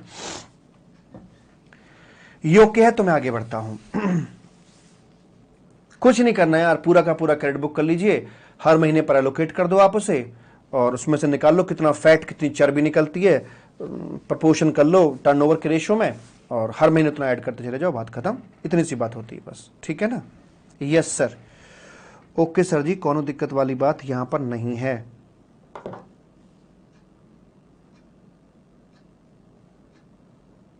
यस ठीक है मालिक, आगे बढ़ते हैं साहब। आगे आता है आपका स्पेशल केस नंबर 1। इसमें आती है क्वेरीज, जो स्पेशल केस आपके सामने आ रहे हैं। क्या होगा अगर ऐसा हो तो कि शुरू में यूज किया हुआ गया आपने कैपिटल गुड्स को एक्सक्लूसिवली फॉर एग्जेम्प्टेड पर्पस। आज मैं कैपिटल गुड्स लेकर आता हूं और आज सीन ये है मेरे बिजनेस के अंदर कि I will use the capital goods exclusively for exempted purpose. तो क्या आज मेरी हिम्मत होगी कि मैं आज उसका क्रेडिट बुक कर लूं? जब मुझे साफ दिख रहा है कि I will use it for exempted purpose, तो आज मैं कोई क्रेडिट बुक नहीं करूंगा। लेकिन कुछ समय बाद क्या हुआ कि मैंने एक नया प्रोडक्ट अपनी फैक्ट्री में और ऐड कर दिया और अब उस कैपिटल गुड्स का इस्तेमाल कॉमन पर्पस के लिए किया जाएगा। कुछ टैक्सेबल के लिए किया जाएगा और कुछ एग्जेम्प्टेड के लिए किया जाएगा। यानी कि मैं कुछ मेरा अब जो क्रेडिट है वो एलिजिबल बनेगा और कुछ मेरा क्रेडिट इन एलिजिबल बनेगा कॉमन क्रेडिट के लिए। तो एक बात बताओ, इस डेट से पहले मैंने जितना भी इस्तेमाल किया, क्या उस पीरियड का मैं क्रेडिट लेने का अधिकारी हूं? The answer is no, big no, क्योंकि वहां पर एग्जेम्प्टेड था। आगे चलकर अगर मान लीजिए मैं यहां एग्जेम्प्टेड में लगा रहा हूं तो उसका क्या क्रेडिट ले पाऊंगा? The answer is no. और अगर जो नॉन एग्जेम्प्टेड में लगा रहा हूं उसका क्रेडिट ले पाऊंगा? The answer is yes. तो ध्यान दीजिए, दो जगह कांटे लगे हुए हैं, ना तो इस पीरियड का मुझे क्रेडिट मिलेगा और दूसरे पीरियड में जहां कॉमन यूसेज है वहां पर जितना तक मैंने एग्जेम्प्टेड में लगाया है उसका क्रेडिट नहीं मिलेगा। अब इसको हैंडल कैसे किया गया? अब यहां पर आकर जब मुझे पता लगा कि ये कॉमन यूसेज में आ गया है, क्योंकि पीरियड 1 में जब मैं खरीद कर लाया था तो उस समय तो मुझे क्रेडिट बुक करने का अधिकार ही नहीं था। लेकिन जब यहां पर अधिकार मिला कि भैया आप क्रेडिट ले सकते हो, तो first of all I will take 100% credit. जितना इनवॉइस के अंदर लिखा हुआ था पहले मैं पूरा का पूरा वो क्रेडिट बुक करूंगा। पूरा काहे बुक कर रहे हो सर जी? सुनो, आप कह रहे होगे सर इतना बुक करो ना जितना यहां पर था, क्योंकि इस पीरियड का तो मिलेगा ही नहीं, तो जितना आपका रिमेनिंग था वो बुक करो ना। नहीं, रिमेनिंग नहीं, पहले पूरा बुक करूंगा, क्योंकि गवर्नमेंट उसको मैच कराना चाहती कि जितना जीएसटी उसने भरा था कि वाकई में उतना क्रेडिट तुम्हारे यहां पर बनता है कि नहीं। पहले पूरा बुक कर लो, फिर जितने के लिए तुम इन एलिजिबल हो उतना वहां से हटा दो, बात खत्म। पहले पूरा बुक करो, उसके बाद अपने तुमने यहां क्या किया उसे हटाइए। हमने कहा पूरा बुक कर लिया, इसमें से इन एलिजिबल निकालो। अब इस पूरे पीरियड के लिए तुम्हें बिल्कुल भी एलिजिबल था ही नहीं, तो इसके लिए उन्होंने एक फॉर्मूला बनाकर दिया कि आप एक काम करो, 5% पर क्वार्टर के हिसाब से बात कर लो यहां पर आकर। अब मान लीजिए पीरियड 1 के अंदर मेरे 6 क्वार्टर थे, मान लीजिए पीरियड 1 के अंदर 6 क्वार्टर थे, तो 6 क्वार्टर का हो गया 30%, तो 18,000 मेरा टोटल बनता था, तो 18,000 का 30% हो गया 5,400। तो इतना तक का तो मैं बिल्कुल भी हकदार हूं ही नहीं, इसको तो बिल्कुल डिनाई मार दीजिए। 18,000 का क्रेडिट मेरा ई क्रेडिट लेजर में चला जाएगा और 5400 रुपए की मेरी ई लायबिलिटी रजिस्टर में इस डेट पर मैं पहुंचा दूंगा। यानी कि 18,000 रुपए की मेरी ये चला गया भाई साहब ई क्रेडिट लेजर के अंदर, और इसी डेट पर मेरा 5,400 चला जाएगा ई लायबिलिटी रजिस्टर के अंदर। प्रैक्टिकली मुझे जो बेनिफिट दिखा वो 18,000 माइनस 5,400 यानी लगभग 12,600 का मुझे बेनिफिट यहां पर हुआ, क्योंकि मेरी 18,000 की एसेट बढ़ी और 5,400 की मेरी लायबिलिटी क्रिएट हुई, तो मेरा नेट गेन बेसिकली 12,600 रुपए का यहां पर रहा है। राइट, अच्छा। उसके बाद अब आता है आपका ये वाले पीरियड का कैसे निकाल के चलोगे, ये वाले पीरियड का कैसे निकालोगे। तो इस वाले पीरियड का निकालने के लिए उन्होंने कहा कि पहले आप इस क्रेडिट को ना पीरियड पे एलोकेट करो। अब मेरे पास दो चॉइस हैं कि पहली चॉइस तो यह है कि मैं इसका होल क्रेडिट लूं और होल पीरियड लूं। होल क्रेडिट और होल पीरियड तो मंथली निकलेगा। मंथली कॉमन क्रेडिट मुझे निकालना है, मंथली कॉमन क्रेडिट निकालना है, तो या तो whole credit divide by whole period या फिर balance credit divide by balance period, ये करके चलो। तो आपके मन में सवाल ये आ रहा होगा कि सर ऐसा करना चाहिए हमें, क्योंकि 18,000 का लिया था, 5,400 को सीन खत्म हो गया, बचता है 12,600, तो मैं 12,600 को एलोकेट करना चाहिए मंथली। 12,600 को एलोकेट करोगे तो आपको बैलेंस लाइफ रखनी पड़ेगी। लॉ मेकर ने ऐसा नहीं किया, उसने क्या किया, काम करो पूरा क्रेडिट ले लो और पूरी लाइफ पर एलोकेट कर दो, मतलब सिर्फ आपको इससे रहेगा, मतलब सिर्फ इस वाले से रहेगा। तो उन्होंने क्या किया कि 18,000 डिवाइडेड बाय पूरे पीरियड पे 18,000 को एलोकेट कर दिया और हर महीने निकल के आएगा 300 300 300 300। तो यहां तक जो 300 300 इससे मुझे कोई मतलब नहीं है, इसके बाद जो आ रहा है इससे मुझे मतलब है कि मेरा मंथली कॉमन क्रेडिट हर महीने का 300 रुपए निकल कर आ रहा है, और इस 300 रुपए के हर महीने के कॉमन क्रेडिट को मैं अपना टर्नओवर के रेशियो में निकाल लूंगा और इसमें से मेरा जितना भी इन एलिजिबल है उसको मैं हटा दूंगा। तो मैंने पूरा का पूरा यहां पर पूरे पीरियड पर होल क्रेडिट को होल लाइफ में एलोकेट कर दिया। अब ये मेरा पीरियड 1 था जहां पर मेरे 6 क्वार्टर की बात थी, तो ये तो मेरा इरेलीवेंट हो चुका है बिकॉज इसका तो मैं ट्रीटमेंट दे चुका। 5400 का ऑलरेडी मैं अपनी आउटपुट लायबिलिटी में ऐड कर चुका। अब तो फिलहाल मुझे इससे मतलब है, इसमें हर महीने जो मेरा 300-300 रुपए का आ रहा है, इसमें से एलिजिबल और नॉन एलिजिबल ये मुझे यहां पर निकालना होगा। तो नॉन एलिजिबल निकालने के लिए मुझे वही 300 रुपए का मेरा ये बनता है। और मान लीजिए महीने का जो टर्नओवर है, एग्जेम्प्टेड का टर्नओवर 30 लाख का था, टोटल टर्नओवर मेरा इतना बनता था, तो ये मैं यहां से डिवाइड करूंगा, वैसे करके मेरी हर महीने की लायबिलिटी यहां पर आएगी। और जो बचे हुए महीने थे मेरे 42 महीने, मान लीजिए अगर यहां पर 18 महीने थे, तो जो बचे हुए 42 महीने हैं उनके ऊपर मैं इसको एलोकेट कर दूंगा। तो यानी कुल मिलाकर इस केस में पूरा सीन क्या रहा, 18,000 का क्रेडिट मैंने बुक किया, 5,400 मैंने पहले वाला पीरियड था उसके लिए आउटपुट लायबिलिटी में ऐड कर दिया। और उसके बाद मालिक फिर हमने क्या किया, फिर हमने बैलेंस जहां पर कॉमन यूसेज आई वहां पर 128.57 इंटू 42 महीना, ये 5,400 आ गया बेसिकली ये भी। और सेकंड पीरियड के लिए भी 5,400 मेरा माइनस हुआ। तो प्रैक्टिकली मेरे पास जो गेन रहा वो कितना रहा, ये आ गया जी 18,000 माइनस 5,400 माइनस 5,400, तो प्रैक्टिकली मेरे पास गेन रहा 7,200 रुपए का। लेकिन कैलकुलेशन कुछ इस कदर की गई, पहले पूरा बुक कर लिया, फिर पीरियड 1 का निकाल दिया जितना उस पूरे पीरियड 1 के लिए एलिजिबल नहीं था, पीरियड 2 में कॉमन यूसेज था तो वहां पर प्रोपोर्शनेट करके इन एलिजिबल के लिए मैंने कैलकुलेशन कर दी है। और ऐसे करके हम अपनी बात यहां पर निपटा देते हैं। मालिक मुझे बताइए बाबू मेरे, बात समझ में आई या नहीं आई, हां या ना?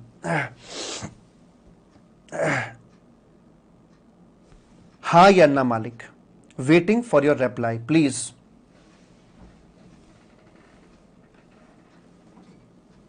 बड़ा आसान है यार, मतलब ज्यादा लोड लेने की जरूरत नहीं इसके ऊपर। प्रैक्टिकल देखो ना कि आप कितने के लिए एलिजिबल हो, कितने के लिए एलिजिबल नहीं हो। जहां एलिजिबल नहीं हो वहां कांटा मारो, जहां एलिजिबल हो वहां राइट का निशान लगा दो, बात खत्म।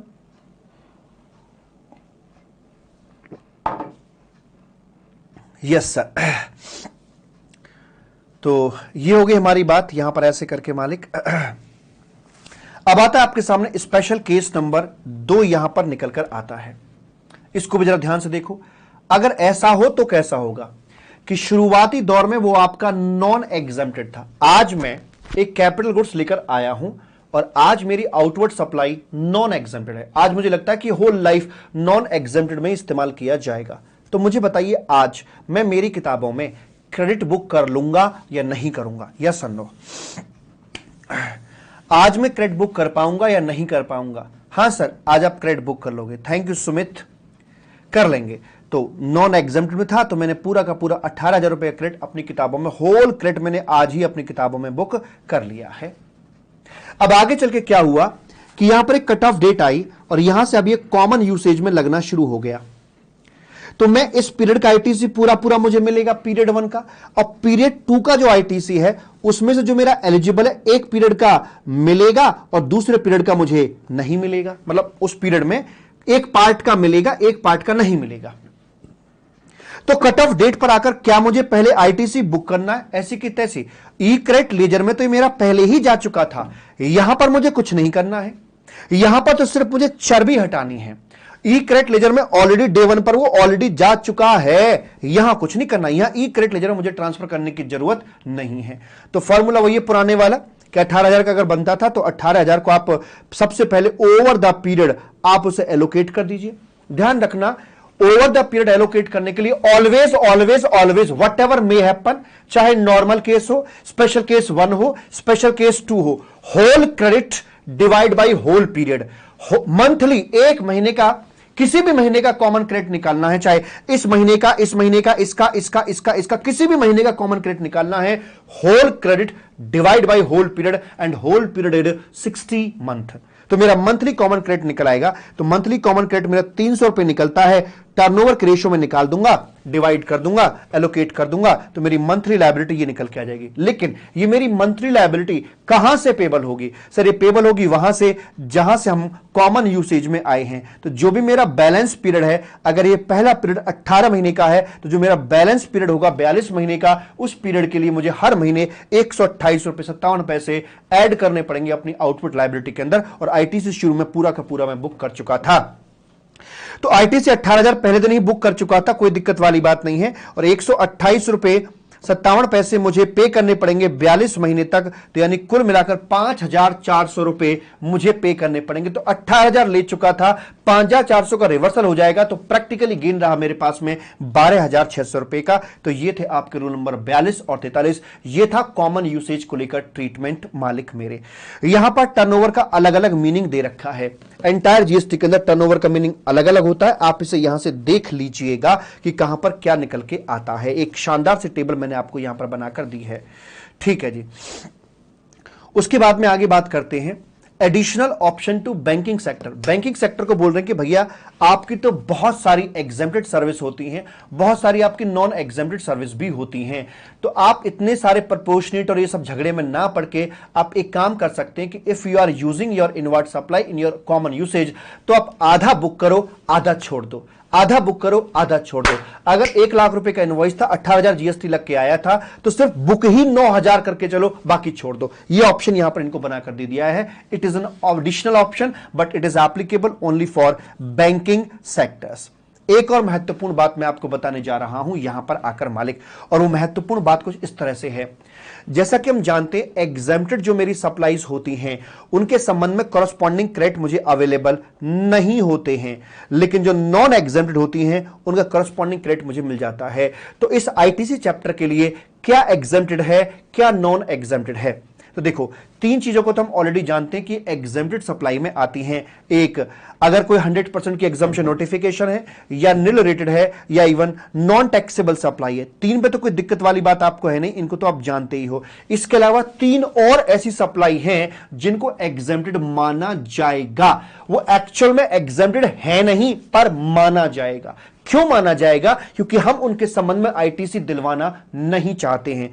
कैसे करके? पहली बोलते हैं आरसीएम की सप्लाई। आप इनको याद रखना, इनके पूरे लॉजिक वगैरह सब मैंने क्लास में दे रखे हैं, इसमें बस आपको याद रख के चलना। एक आरसीएम की सप्लाई, एक सिक्योरिटी ट्रेडिंग, और एक हो गई आपकी sale of land and completed building.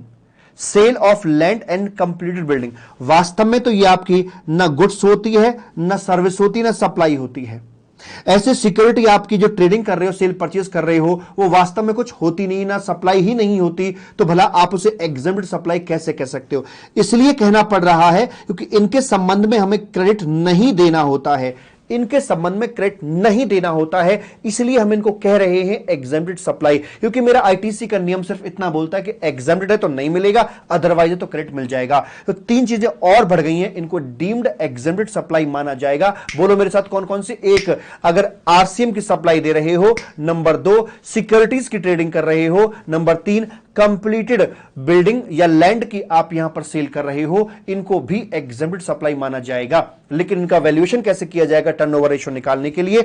हमारी जो बिल्डिंग है उसको सर्कल रेट पर लेके चलेंगे। सर्कल रेट का मतलब होता है वो वाली वैल्यू जिसके ऊपर हमें अपना स्टैंप ड्यूटी चुकानी होती है। अगर मैं एक प्लॉट खरीदता हूं और उसका मार्केट वैल्यू 1 करोड़ रुपए है, तो क्या 1 करोड़ पे स्टैंप ड्यूटी चुकानी होती है? जी नहीं। इसका एक सर्कल रेट होता है जो गवर्नमेंट के द्वारा फिक्स किया जाता है। हो सकता है कि वो 60 लाख रुपए का सर्कल रेट हो जिसके ऊपर स्टैंप ड्यूटी चुकानी है, तो इसका जो वैल्यूएशन किया जाएगा टर्नओवर पर्पस के लिए, तो वो 60 लाख पर यहां पर किया जाएगा।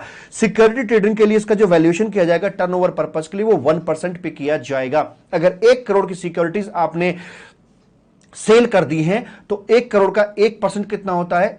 1 लाख रुपए, तो उसका वैल्यूएशन 1 लाख पर यहां पर किया जाएगा। ऐसे करके बात करी जाती है।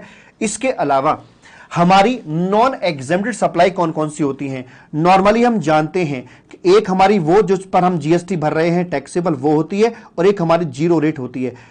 नॉर्मली तो यही होता है, लेकिन कुछ और को भी यहां पर शामिल किया गया है नॉन एग्जेम्प्टेड में। ध्यान दीजिए, अगर नॉन एग्जेम्प्टेड है तो हमें आईटीसी अवेलेबल हो जाता है। कुछ जगहों पर सरकार आईटीसी दिलवाना चाहती है, इसलिए उन्होंने इनको जानबूझकर नॉन एग्जेम्प्टेड बोला है। एक तो हो जाता है आपका ओशन फ्रेट। ओशन फ्रेट यानी कि जो गुड्स, आपका माल, जो वेसल है एक माल लेकर वो जा रहा है, इसकी सप्लाई एक्सपोर्ट में आपकी काउंट हो जाती है मालिक। तो यहां आउटपुट जीएसटी तो इसका होता नहीं है, तो सरकार चाहती कि शिपिंग कंपनी वाले को यहां पर आईटीसी अवेलेबल हो जाए। तो भले ही आउटपुट साइड में जीएसटी ना हो, उसके बावजूद भी सरकार आईटीसी इसको दिलवाना चाहती है ताकि ट्रांसपोर्टेशन कॉस्ट इसकी सस्ते से सस्ती पड़े। इसलिए यहां पर इसको बोला गया है नॉन एग्जेम्प्टेड सर्विस, मतलब इसके संबंध में आईटीसी अवेलेबल करवाया जाएगा।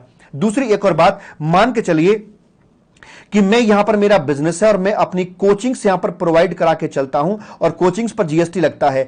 4 पैसे अगर मैंने इंटरेस्ट के कमा लिए, ब्याज के कमा लिए, तो क्या आप इसे एग्जेम्प्टेड सर्विस बोलोगे?